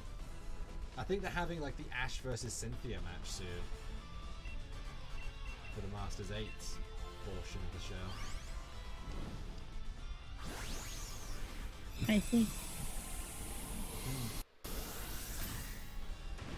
I mean, obviously they're going to win because they've been building up Ash versus. I've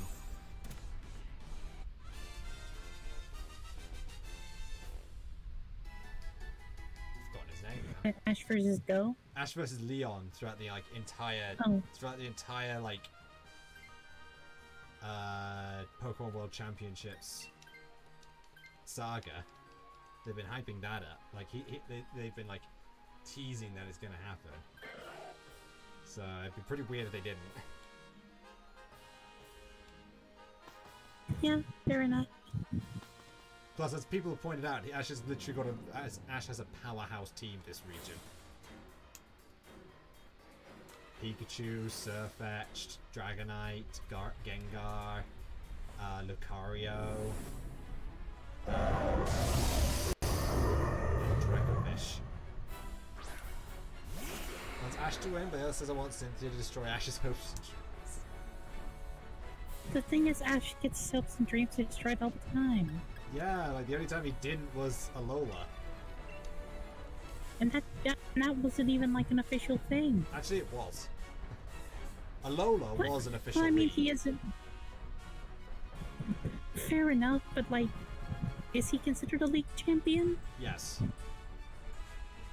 He's like it's actually brought up in Journeys a couple of times when he goes to Alola with people saying, "Oh, you're the guy who won the first ever Pokemon League here, didn't you?" And he's like, "Yeah, I guess I did." Ash just doesn't care. He just sees it as just a victory. So yeah, that is definitely like the thing with Ash, is that he definitely focuses on the now rather than the past, especially modern Ash. So things like that just kind of slip his mind. See, I kind of wonder if where the Pokemon anime is gonna go after this. They might decide to go a bit back to formula, like have him actually like traveling just region specific, or they might keep with the research fellows idea and instead send him off to what was it, Pasio? I forgot the name of the region already. Jesus. The place from Pokemon Masters? No. Yeah, that's what I was thinking of. That's where the name's from, but not what I was thinking of. Sorry, I meant the region for Scarlet and Violet.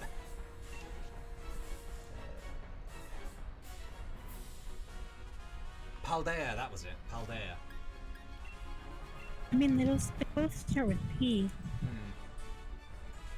I can see them keeping Go around to like continue promoting Pokemon Go, because that's Go's entire purpose. Yeah. But I could definitely see them like going on like thing. an extended research thing there, because like the school's a very big thing. I can see them going like an extended research trip there that lasts about the whole series. And then like they're both getting like Miraidon and Koraidon.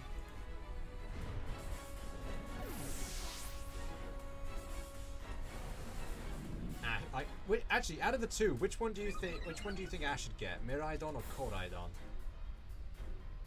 Considering his color palette, I think he generally maybe get the purple one.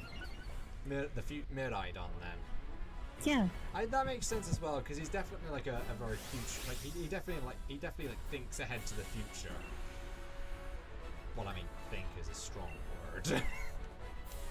He definitely like looks to the future. and is less concerned with his past. Whereas Go's definitely like he's definitely like a research and like that sort of person. So I can see him getting like Kodai done.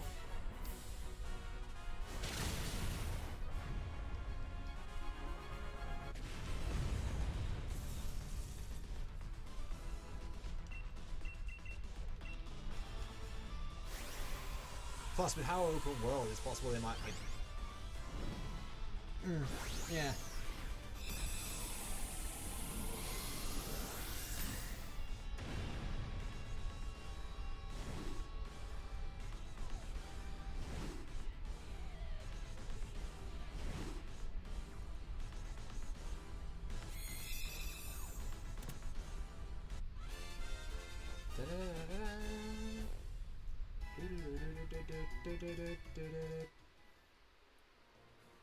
Dreadnought, Heliolisk, Celio, Blacephalon. None of them. Darn.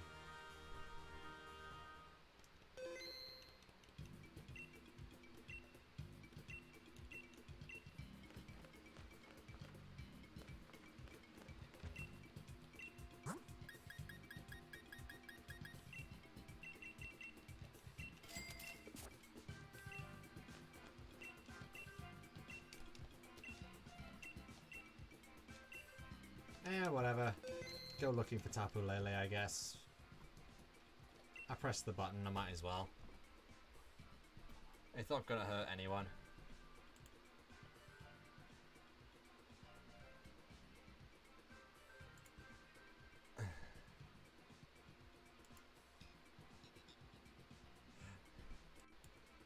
You wonder if Fido will evolve into a baguette. Well, what would be the pun name for that, though? That's the question.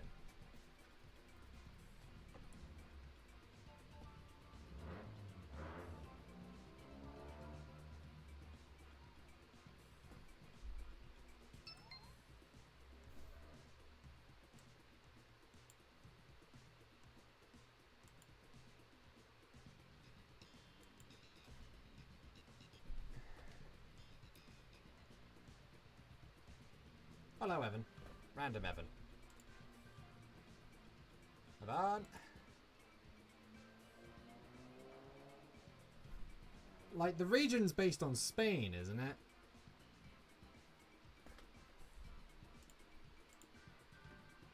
Or at least it's based on, like, that region of Europe.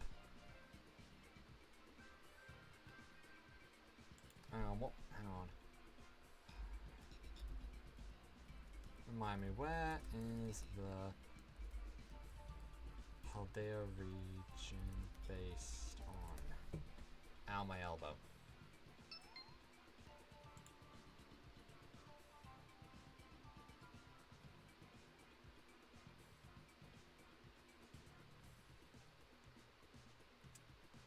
Loxton did a video discussing the region. Gave a general idea of where it's probably based on. I don't remember what he said about that.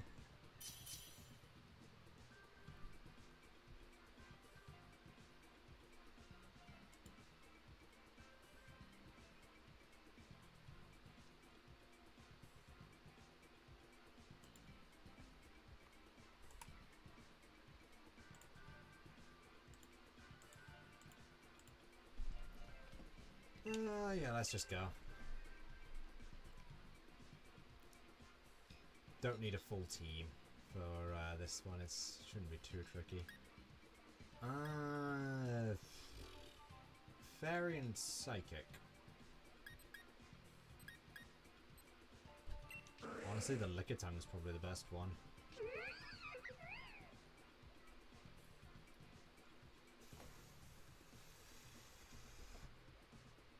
I'd say the Weezing? Or not.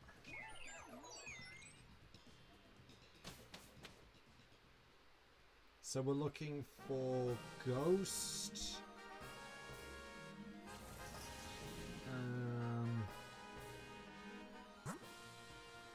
Ghost and Steel, I think, is what we're looking for.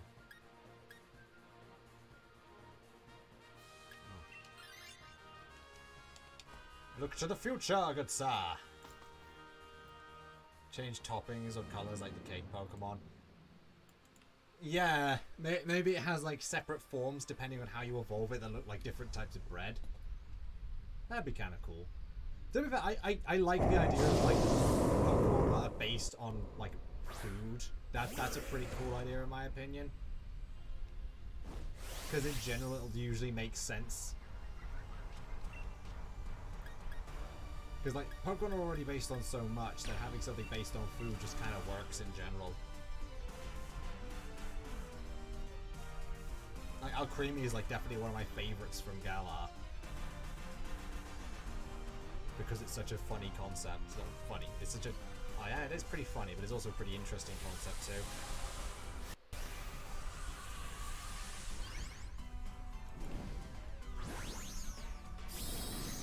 What was your favourite Pokemon from Galar, Laurel, that you've seen so far?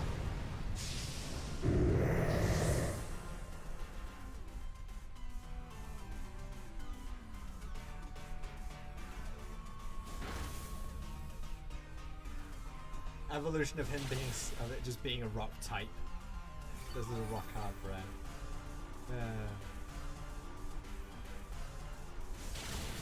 Laurel?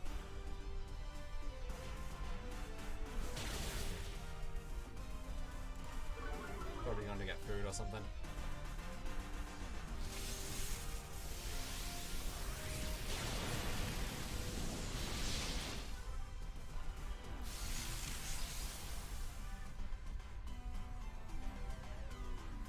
That or the audio's cut off for her. Usually, okay, so it's just screwed up for me then. Hang on.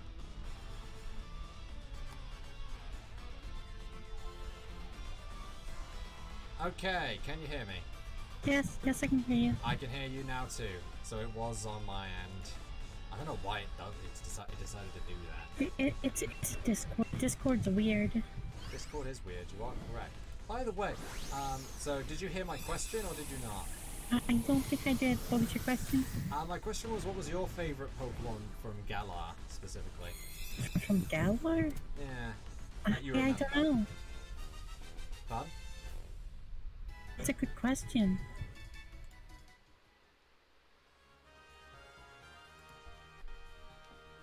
I feel like I've asked you that question before a couple of times. It's just hard to think about because I haven't played Sword and Shield. Yeah. Like, I need to look over all of the Pokemon. Oh, there you go.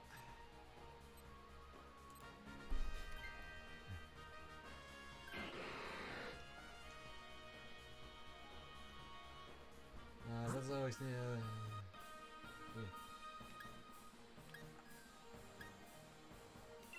Berserker. Love anything that has Surfetch. Love anything that has Duminites. That's fair. Surfetch is pretty good.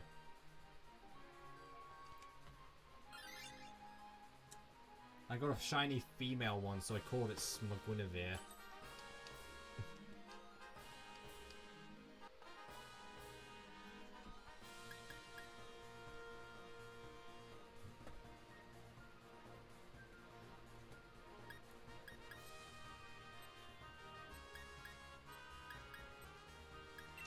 Yeah, just go with Life Orb. Life Orb's always a decent choice.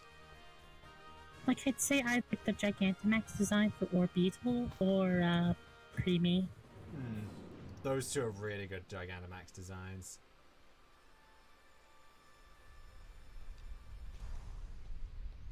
Orbeetle's got a pretty good design in general, I think. So is I guess. I just like the UFO look for it. Yeah, I think it looks pretty cool. The UFO look is great, and then just the giant wedding cake look for Alcremie is also really good.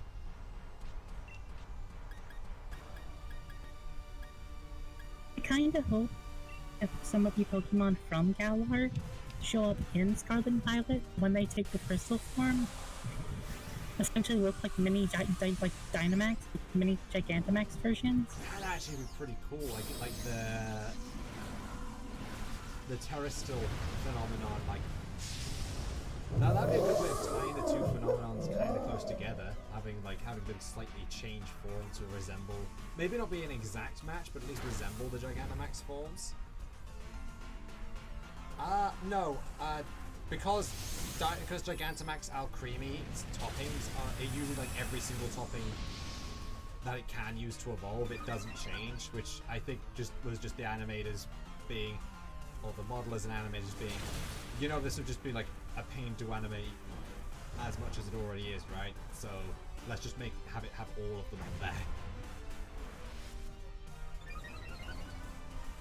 They're a bit lazy. Yeah, I mean, to be fair, like having it include all the different toppings makes sense as well, because it's the ultimate Alcremie form, I suppose you could call it. Yeah.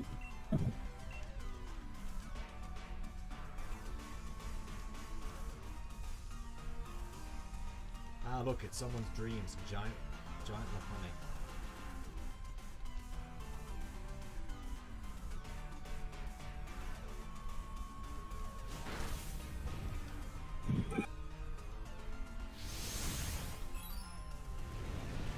You know, you gotta wonder if like the alpha phenomenon in Hisui is anything similar to the Dynamax phenomenon.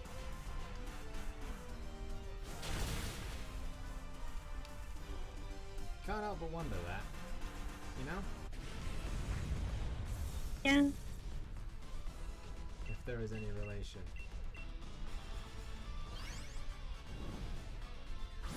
Potentially.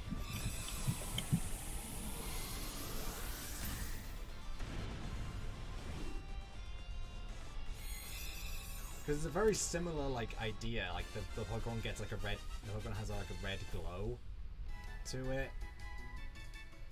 and it's a lot bigger than normal.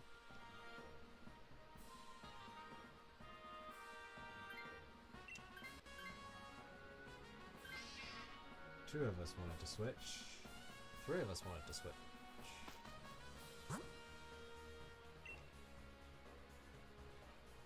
I still say that I had a lot of fun with this game, and I think it was worth the purchase.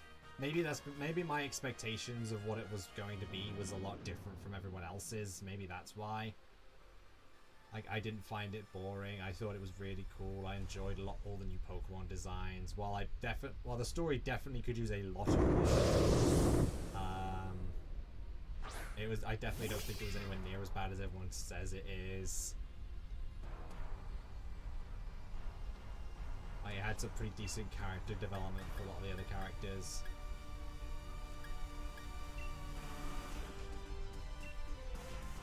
I enjoy the idea of the Dynamax kind of, because it's not as exclusive as like Mega Evolution. Yes, Megas. Yeah, because everyone can use it, but it also doesn't feel like as like one-time nuke button as Z moves? Yeah, as Z moves. Granted, it still wasn't balanced the best, because a lot of people do still genuinely consider this like Dynamax, Gigantamax pretty overpowered. But it feels like there's a lot more strategy to it than just one-time nuke button. Granted, there was also obviously the strategy of like using Z status moves, or like using Z moves as a nuke button at just the right time. But this feels like there's a lot more. Like there's a higher strategy ceiling to it, I guess, if that makes sense. Yeah, I get that.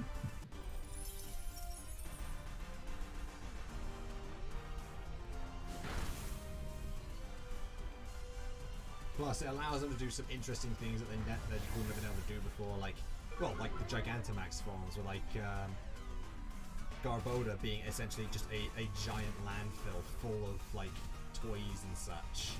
Like representations of various giant things like ships and that. Like that's something they never would have been able to do before, really. And it works because of just the sheer scale of the Gigantamax Pokemon.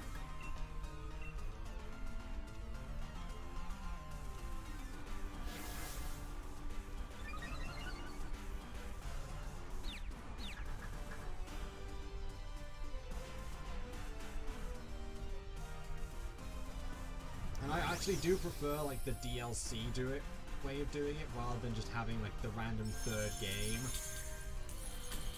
Like, granted, Yeah, the like, random third game games that can, has like, other things. yeah, because like it's not just essentially telling the same story over again. Granted, like the previous third games in the series didn't really do that, except for Ultra Sun and Ultra Moon. Oh Jesus! Oh Jesus!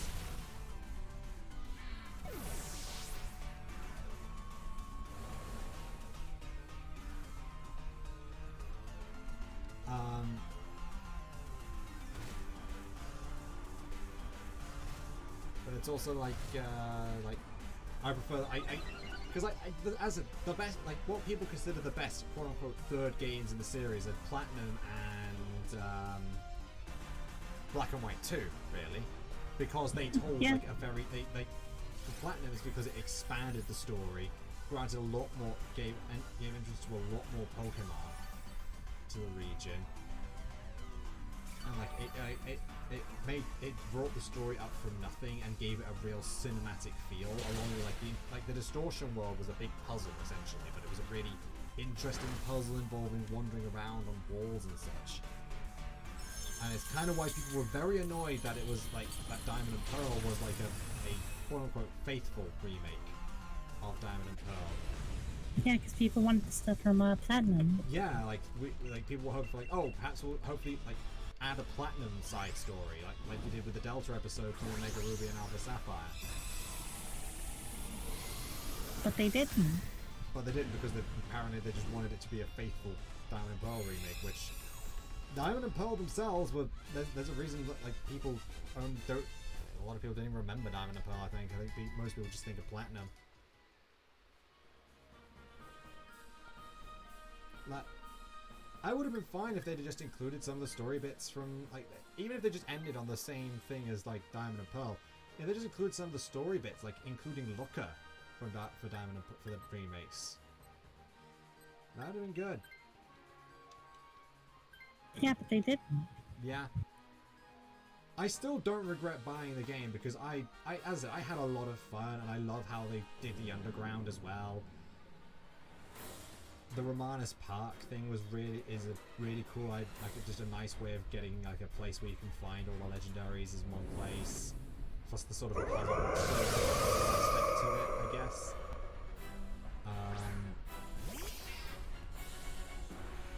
And like how arguably faithful it is still kind of entertaining to me because they apparently just decided to be faithful with the glitches in the game as well. Because they kept the glitch where like suction cups doesn't guarantee that you'll always have a bite when fishing, because that was in the original games. I was like, at least they tried their best to go all the way with it, I suppose. But then they didn't as well, because they didn't include like secret bases in the same way. They didn't include.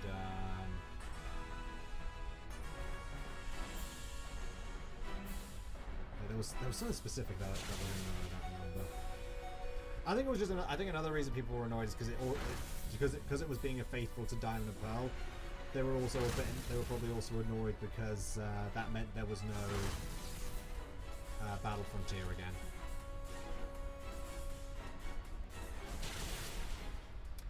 Has it broken again? But no, it hasn't. Oh, okay. I'm just.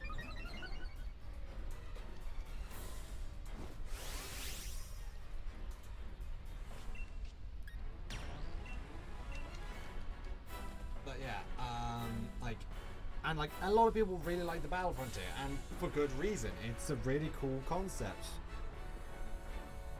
Competitive format battles with special rules that you can't really get anywhere else. That's awesome.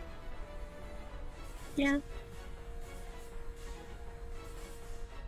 Like the rental facility, the Battle Arcade was a really cool one because it basically had like a big roulette wheel that you cycled through. Yeah, to see what Pokemon you got. Well, actually no. The Battle Arcade wasn't the rental facility. That one was the rental facility was the Battle Factory.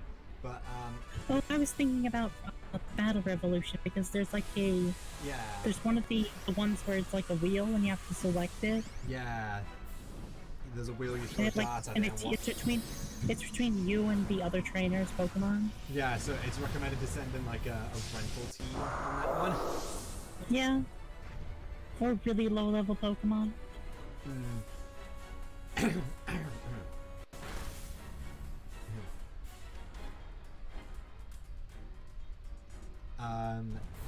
I like the Battle Arcade in Platinum, which was like it was like a big it was basically like a big roulette wheel that had like various different effects, and like the effect would be applied that it stopped on will be applied in the next battle.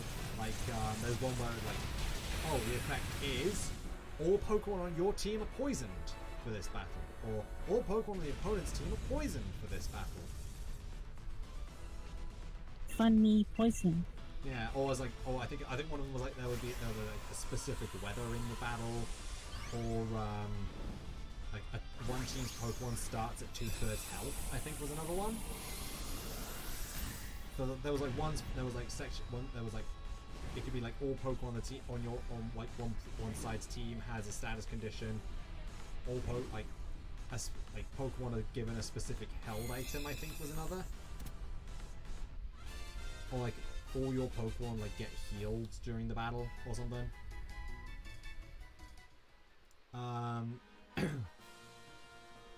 Like the Battle Maison, I think it was. No, Battle Castle. Sorry, was another one, which was basically like it kind of normal, like kind of just regular battles, but you actually got points where you could spend them to like get specific items to use, which was kind of cool as well.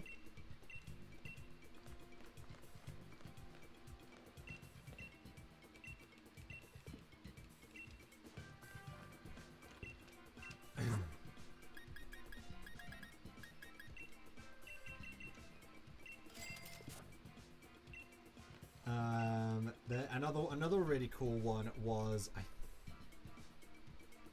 I think it was like the battle stage or something. I forget the exact name of it, but it was basically like you're basically like you had a selection of a board with all like I think at the time 17 types, and you basically picked what like and you and your opponent each have only one Pokemon. You each have to pick a type. Yeah, you have to pick a type for 7 battles. But each time you pick a type, the level of that type goes up. Which means that like, at the start, it'll be like kind of low level, low ranked Pokemon like Bidoof if you pick normal, or like Badoo if you picked grass. But as you pick it more, as you pick a single type more and more, you'll get stuff like Ludicolo like rare and for rare picking Pokemon. grass. Like trainers have stuff like Ludicolo for picking grass, or they'll have specific strategies to counter the common weaknesses of whatever type it is they're using. So like you've got to start, you know, like really think about what type it is you're picking and when.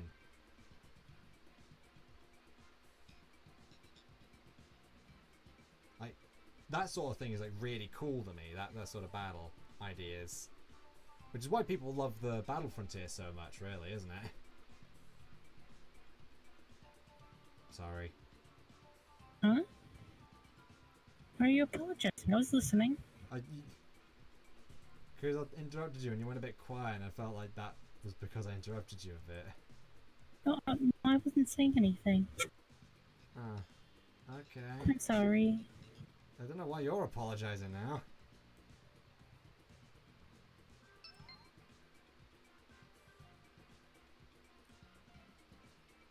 This is kind of why I want another Battle Revolution game, or like a Battle Revolution / Stadium style game. Yeah, just like something like fun like that. Yeah, so like people have those games made for purely battling.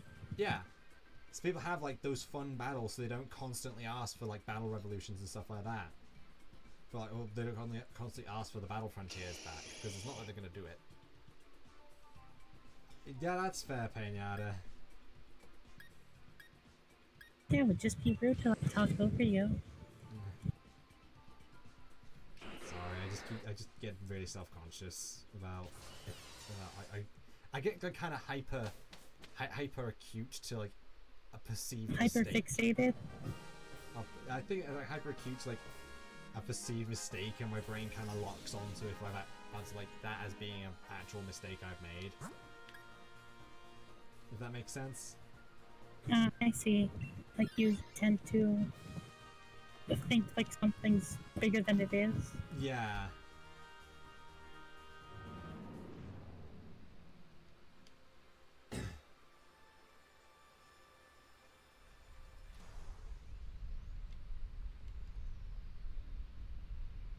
Big hamster. It's a big hamster.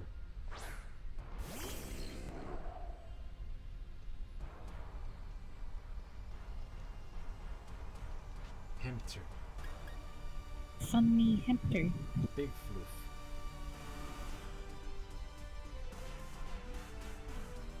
Let's be honest, Floof's spirit animal is a hamster. Yes. Yeah, that's very true. He likes snakes a lot, but his spirit animal is a hamster.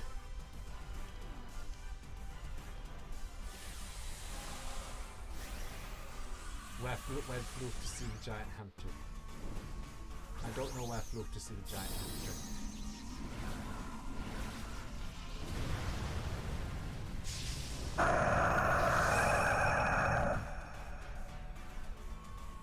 Yeah, the stream schedules usually are going to be like the earlier Monday is going to be me, then it's going to be Flu, and then like Tuesday is you, and maybe Flu, and then Wednesday is me again, Yeah. and then Flu, and Thursday's you, and once again maybe Flu, and Friday, Saturday, and Sunday is Ted. Yeah.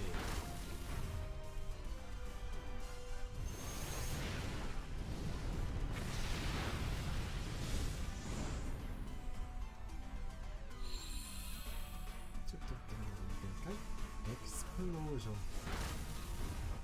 I guess that makes Thunder less accurate.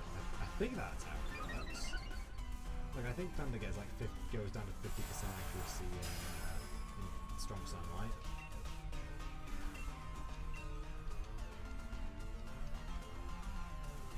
I do wonder what Spec and Floof are up to, or like T-Door, or like anyone else.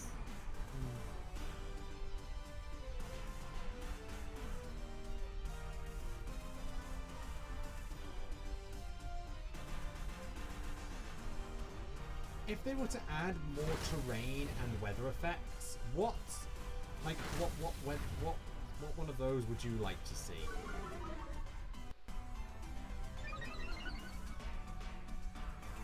Something for Dark type. Like some sort of void effect.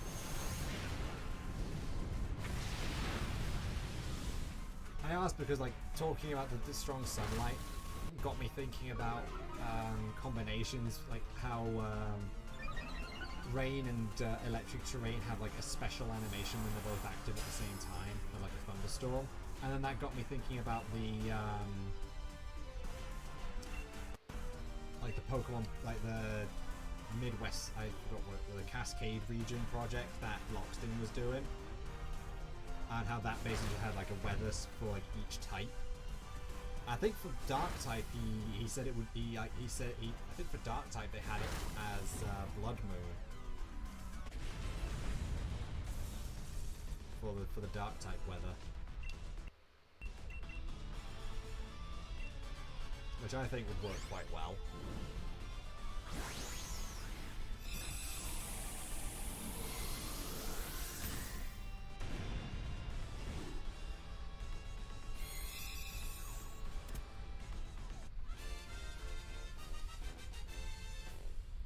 Because like Dark type's all about like bad thoughts and like being like fighting in an underhanded way, and like, well, bad vibes in general, and that's kind of like, yeah, Eclipse, that would be another good one. Yeah, like an eclipse effect. That would look cool.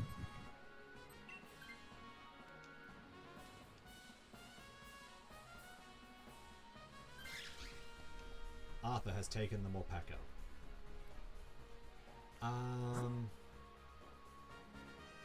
Yeah. What about for a terrain then? Oh, that's a good question. What types are there? So currently there's grassy, electric, psychic, and misty, which is fairy. For ice, like frozen?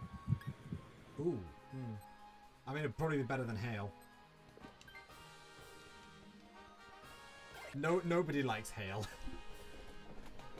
They just find hail kind of boring. A null void for dark types. Ooh, that would be interesting.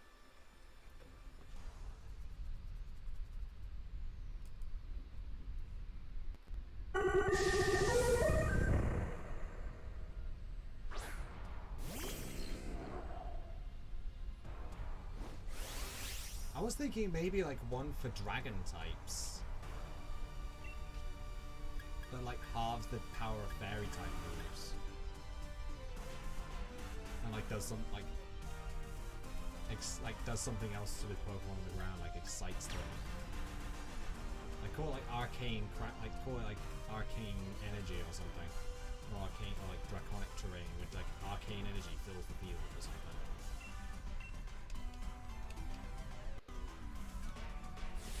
And like it either buffs the power of dragon type moves or it like halves the power of fairy type moves.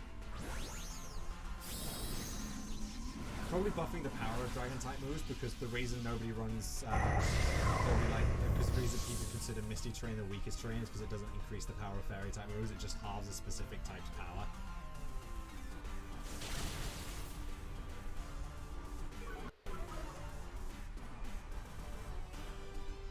Well, what kind of thing would you think will be like the secondary effect for a draconic terrain?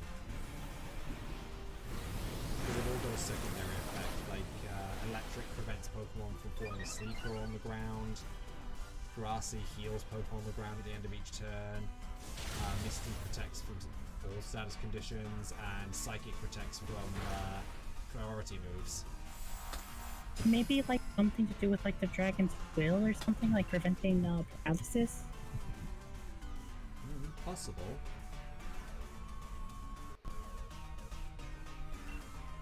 It's not a bad one. Like a cave for Gohan.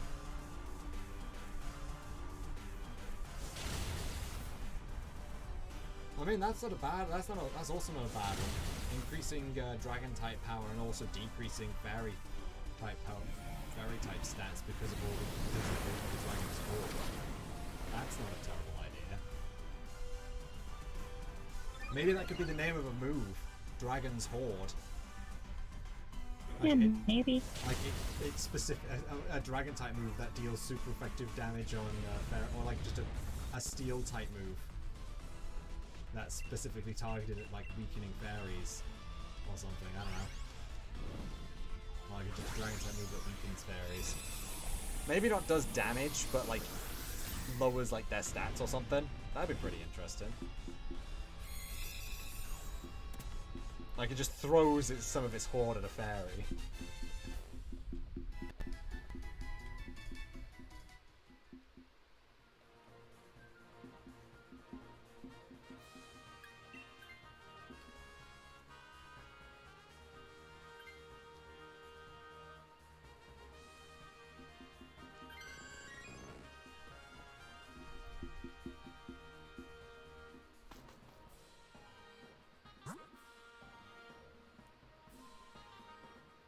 I can also see that being an ability of like a specific dragon type Pokemon that hoards gold.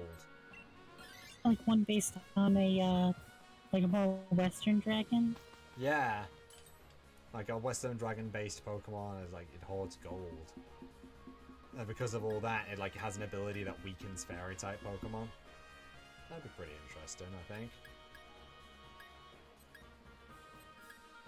That would be cool.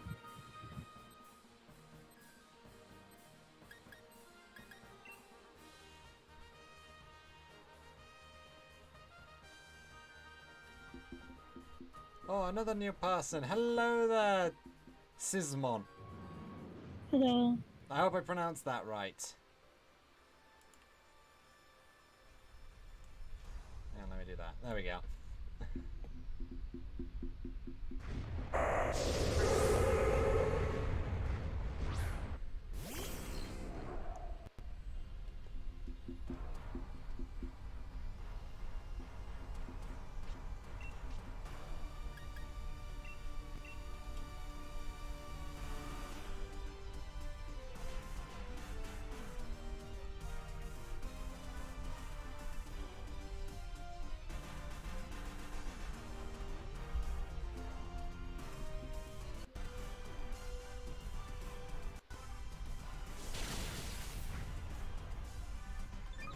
I could see them adding like new weather conditions and terrains.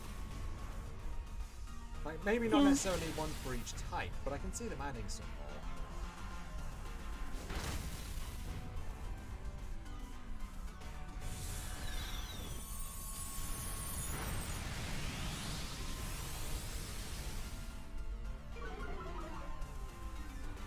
What were you going to say, Laurel? Huh? What were you going to say?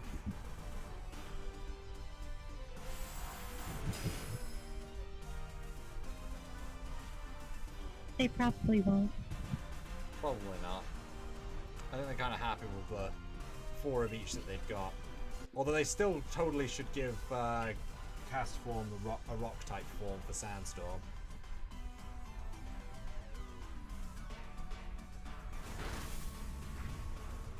Zzz is pronounced by shush. Okay, so it's it's Shyman. Okay. Thank you for informing me. And Pinata can't wait to see Charizard's new, like, crystallized form.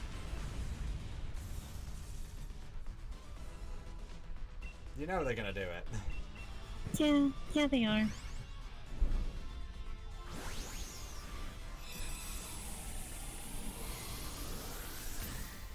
What's your guys' favorite legendary? That's a good question. Not including mythicals, because that's going to be a separate question. I'd say Kiran. Yeah, then I remember you telling me that. Yeah, I'm gonna go with Kiran.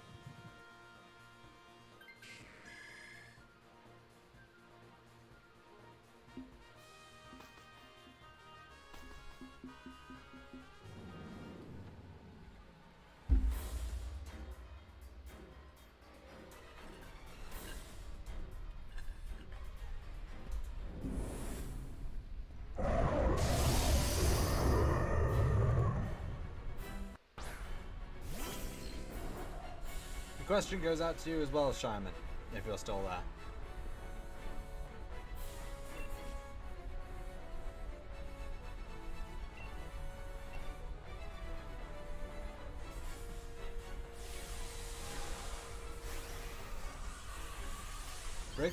Rayquaza, you love how it resembles Quetzalcoatl. Quetzalcoatl? Quetzalcoatl. Quetzalcoatl, the feathered serpent. I'd be surprised if that wasn't part of its inspiration as well, to be honest. Like, from the depictions of Quetzalcoatl I've seen, like, it's definitely, like, the Mega Form definitely resembles it the most. To be fair, Mega Rayquaza's just got a really good design overall as well, so... Yeah, Mega Rayquaza is pretty cool.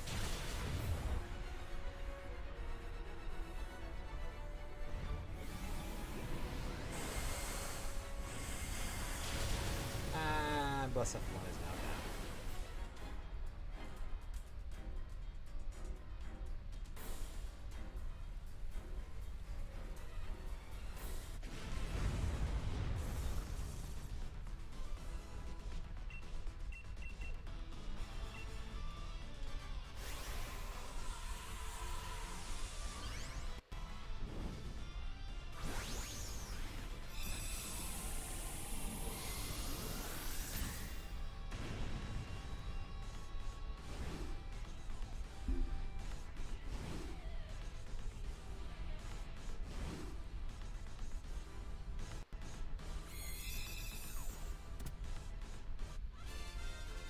Cephalon's caught. Sorry, technically there's like actually there's not 4, there's 7 weather conditions. Oh? Yeah, because you got the main 4 of sun, rain, hail, Sunny. and sandstorm, but you've also got like intense Sunny sun. day. You've got intense sun, heavy rain, and delta stream, or strong winds, I guess.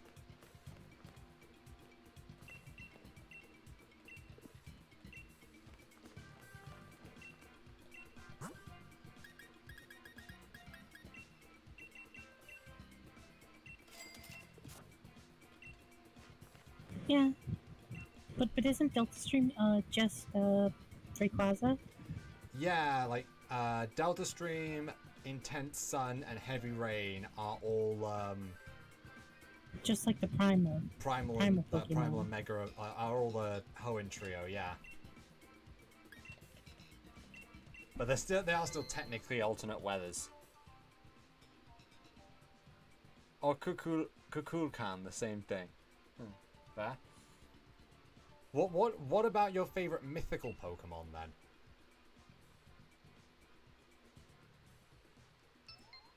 So the ones from events that aren't required to complete the Pokédexes. That's a good question. I don't know. Do you have like a list? Can you list them? Mew, Celebi,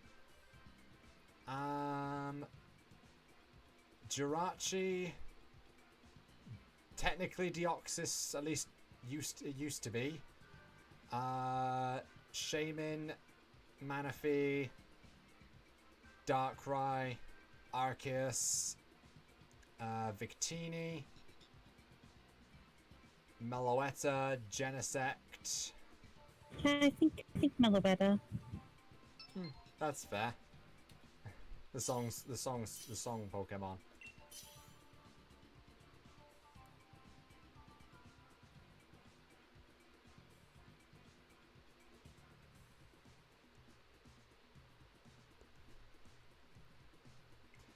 There's someone in one of the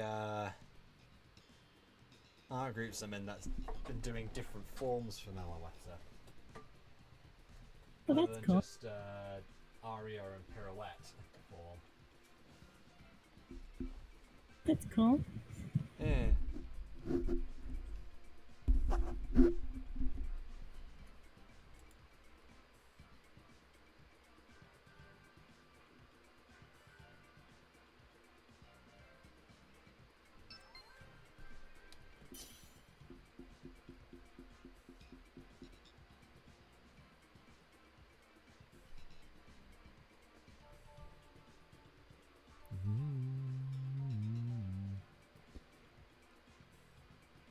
Oh yeah, like people have made like the tiers of legendary and mythical Pokemon.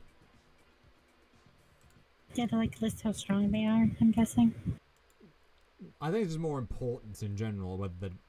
So you got like the sub-legendaries, like the legendary birds, the swords of justice, the forces of nature, the emotion trio, the golems, and all the ultra beasts.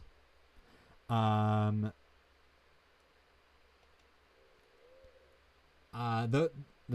they're considered like the sub-legendaries because they're not like embodiments of anything specific. They're pseudo-legendaries.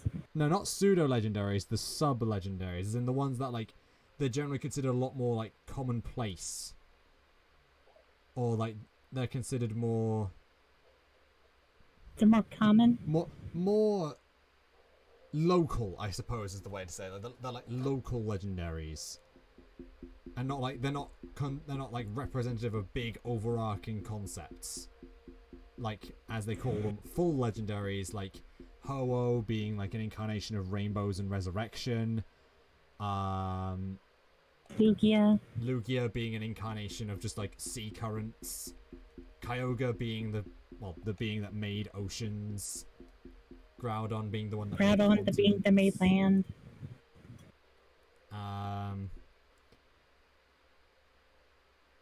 like Dialga, Palkia, Giratina, the Creation Trio, the Tao Trio of like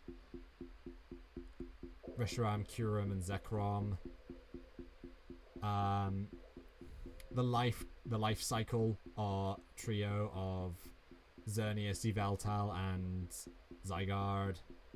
That's all one. And then you got the Mythicals, which are like not necessarily like anywhere near as important as like full legendary Pokemon, but they're like very rare to eat. They're like their existence is basically a myth because they're very rare to see. If that makes sense.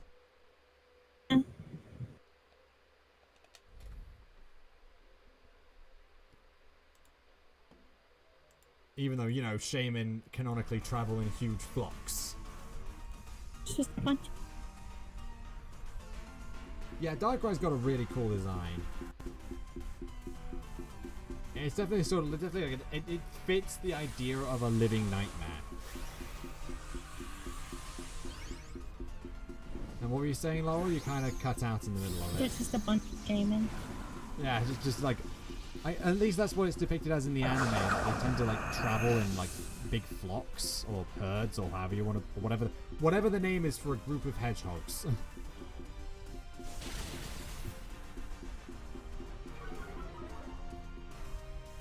that is a question. What is the name? What is the name for a group of hedgehogs? Oh yeah, they also have Ash Greninja, which isn't considered like any of them, but it's just considered a special Pokemon that's bad. A group of hedgehogs is called an array.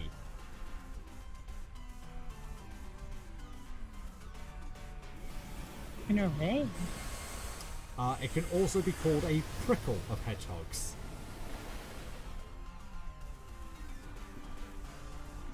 So I found multiple different things.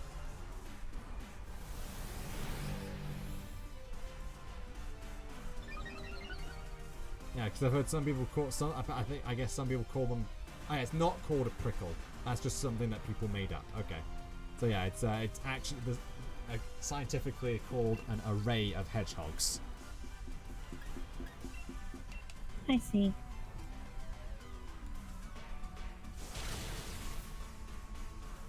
Honestly, some are pretty good because I think honestly some of the names for certain like for groups of animals is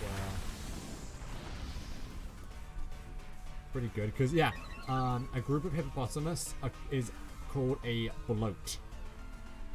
A bloated hippopotamus. That's pretty funny. Yeah. What about an octopus? Because I know there's a thing for that. A group of octopi is a consortium. Oh, that's fancy.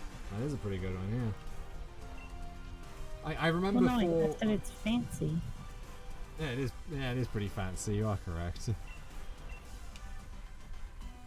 I remember for Zooja, which was based on animals. Part of the opening narration had like this group of team or this group of individuals come together to try and save the world or something like that, and each episode over time would translate the word team or group as whatever animal was in the box at the end of the episode.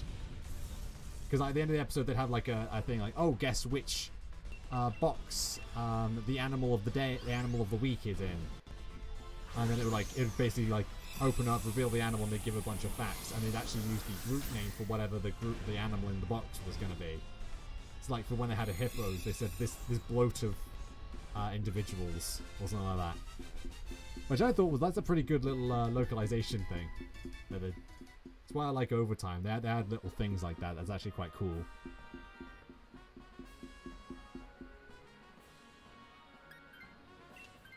Nah. Yeah, I can get that. Oh yeah, It is pretty cool. Sorry, carry on. I was just saying that's pretty cool.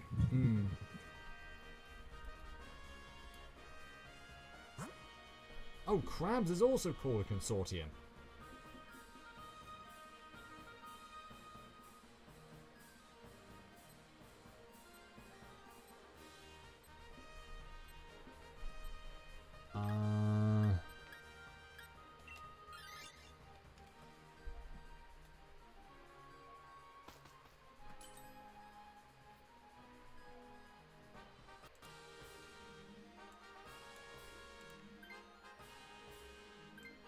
Although there's also some people who say it's called a cast of crabs.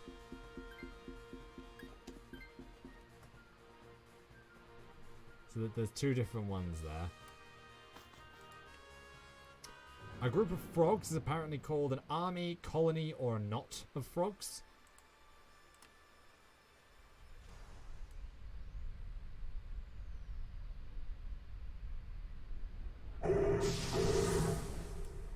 With snakes, it's either den or pit is used.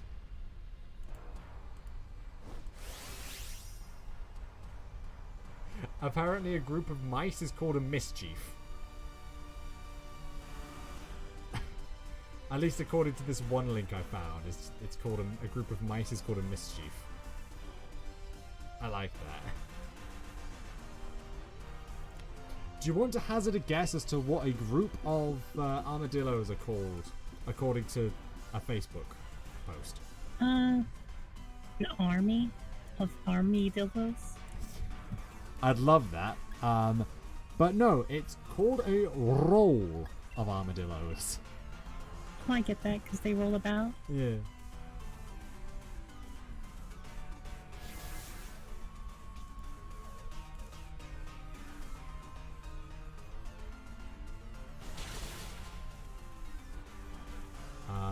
So do you want to hazard a guess what the BBC calls a group of foxes? Or at least says that a group of foxes is called? Sure. A skulk. I see.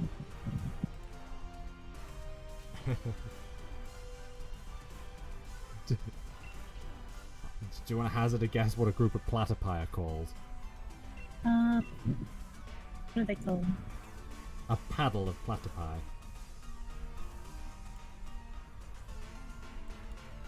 That's adorable. Again, I don't know if that's actually accurate or not, but it's cute either way.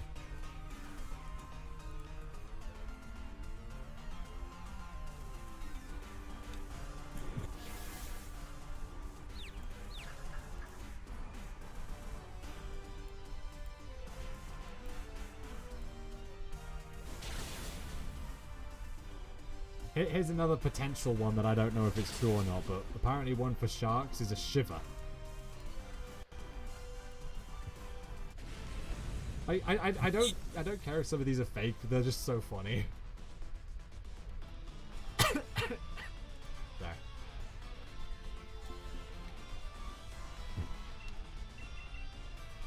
Ooh, do you want to hazard a guess what some people think what some people believe a group of jellyfish are called?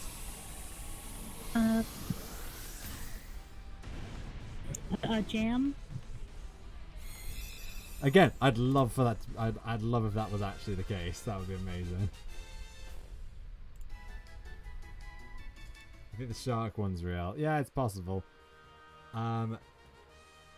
Jellyfish, according to this one thing, are a smack of jellyfish. A smack? Yeah. Oh, that's pretty funny. A smack of jellyfish. Yeah.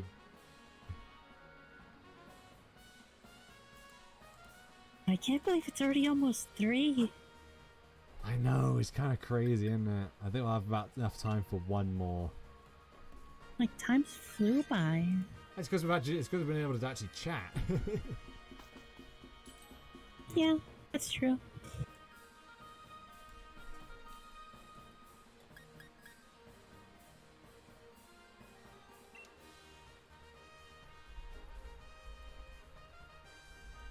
Okay, here's an interesting one.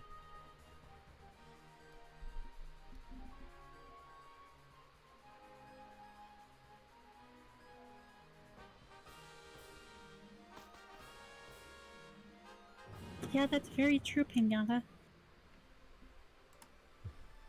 Time does go fast when you're having fun.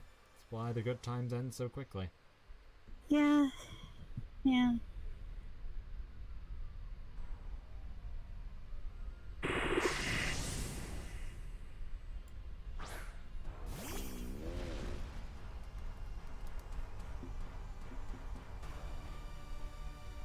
So apparently a group of parrots is called a pandemonium.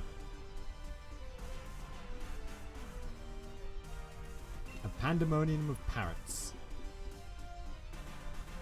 I mean, you can't give it to pandas. There's not a lot of them. That is true. What are the group of pandas called?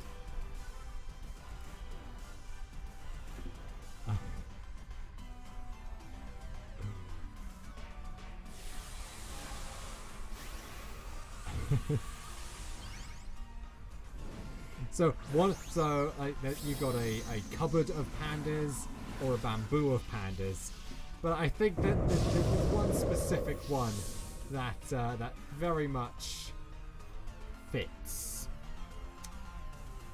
One of the collective nouns for a group of pandas is an embarrassment. Yes. Yeah, that fits. That fits pandas. That very much fits. An embarrassment.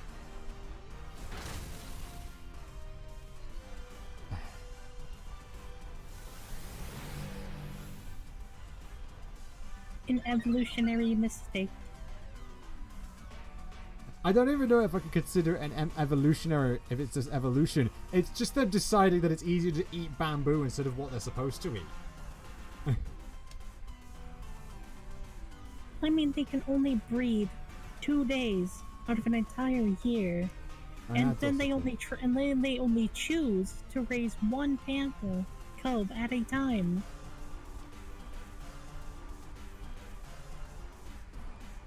Yeah. They're not exactly the best at No. surviving. The only reason they are surviving is because we find them cute. That is the only reason they are currently surviving. I mean, it's the same thing with koalas. Australia thinks they're good marketing. I so mean, they they keep kind of them are. alive. They have a point with that one. They kind of are. Did you know a koala's brain is so smooth that, like, it can't even recognize eucalyptus if it's not on the branch? Oh yes, I did know about that one.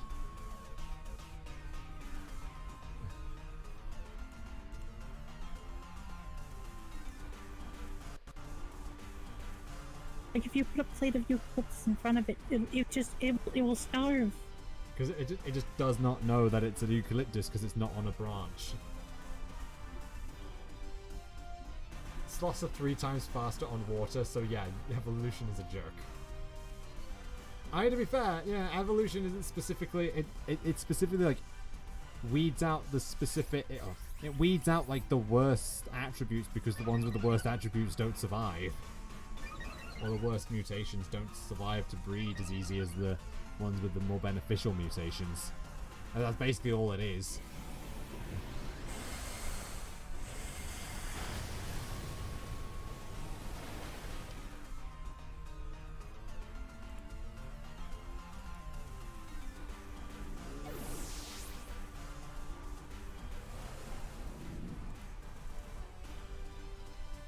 Man, we gotta, like, send, like, the name of a group of pandas to some Minecraft YouTuber and just have them continuously comment on, like, and just say, anytime you must, now you must refer to pandas by this name. That'd be funny.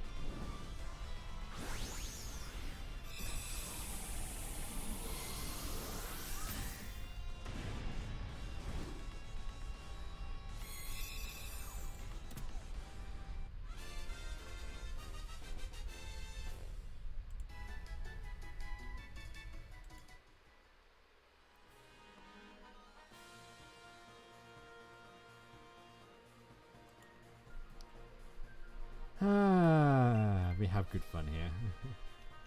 Oh, actually, I don't think we will have time for one more. Lucky on it, we'll have about 10 minutes left on stream, and that's definitely not enough to do this. So we can just, like, hang out for the last 10 minutes, I guess. Yeah, just kind of chill.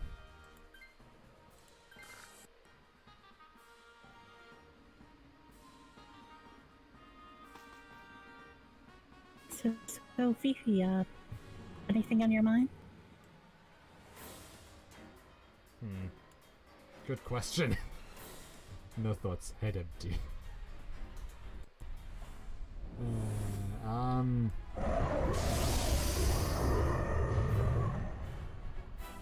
Well, I have been thinking of getting that, like, the same type of graphics tablet that Floof recently got, because they said it was pretty good. Yeah, you totally should. And it's apparently pretty cheap. And it would give me a second screen as well. Yeah, if you need a they did advertise that it works quite well on that, for that.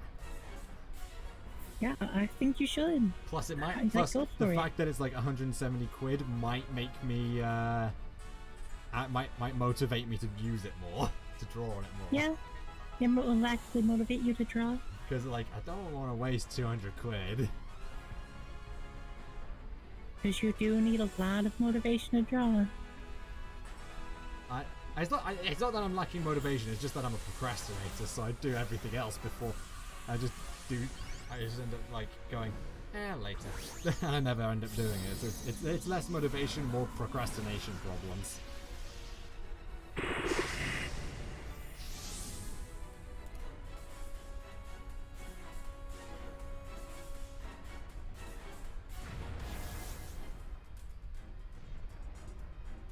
I usually try and do art when I can. I mean, I did an art piece like right after the event that the art piece was inspired by. Yeah, I still haven't finished that that catty picture yet. I barely even got the sketch down. If it makes you feel any better, I still haven't gotten the thing from Sack yet. I'm still waiting for that. Fun fact, hippos don't swim, they run underwater. Oh yeah, you're basically just getting chased by a super fast athlete, yeah. Because hippopotamus are really quick. Yeah, they're surprisingly quick. Like that's what I think that's probably what catches a lot of their casualties off guard, is that a lot of the foreign casualties anyway, is that they're just stupid quick for how, like, lumbering they look. Yeah, for their size. Yeah. What's your guys' favorite animal in general, by the way? Probably some sort of, like, insect, bug.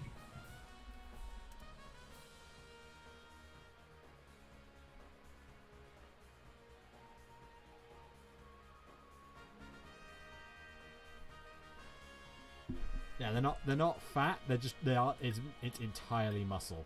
They are absolutely jacked.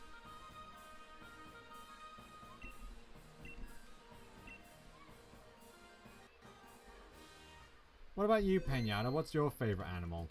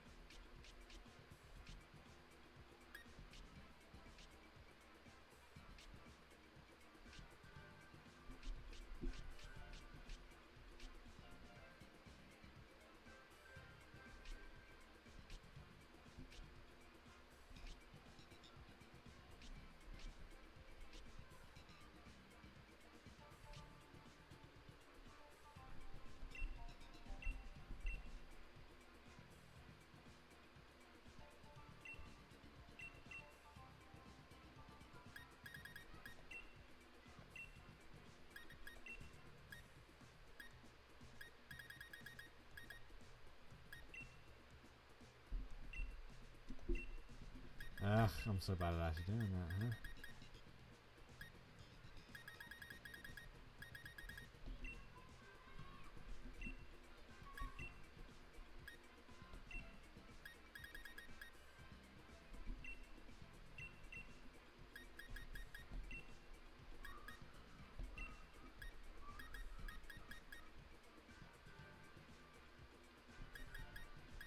Get a Catherine.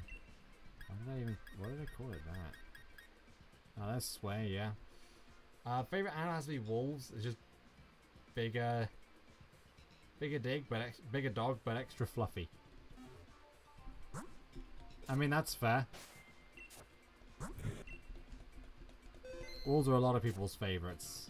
This is a very good one. I'd say either some sort of like I said, bug, an insect, or like maybe some sort of aquatic thing. Hmm. I get that. Mantis shrimp are pretty cool. Pretty cool. They are really cool, yeah. My favourite's a crocodile. Yeah, that makes sense. Does it? I mean, you've said that a lot before. I probably have. You are correct there. Yeah. I mean, I know I brought up baby crocodiles making the most adorable noises.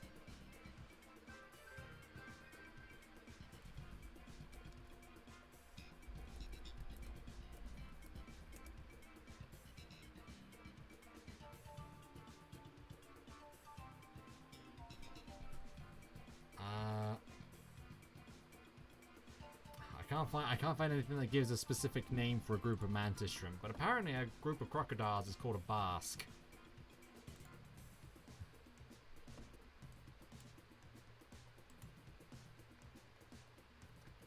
You only pronounced Y badly last time. When you pronounced my first name, not sure how to explain you the correct pronunciation of it. Yeah, that probably would be a little tricky.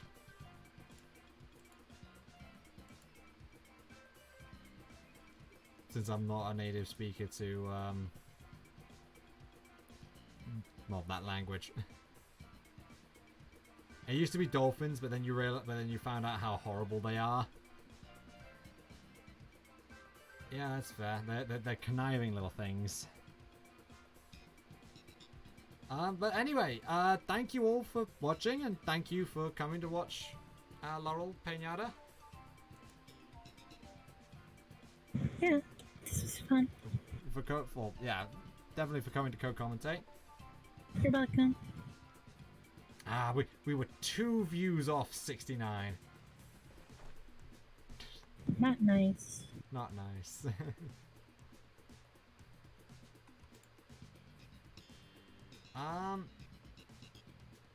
Yeah, hopefully next time I will be doing more co-commentary stream, because I personally find this a lot better than being alone. Yeah, I find a lot better having like someone to talk to and bounce words off, because I'm not, as I said, I'm not very good at talking just by myself. I'm always happy to be here.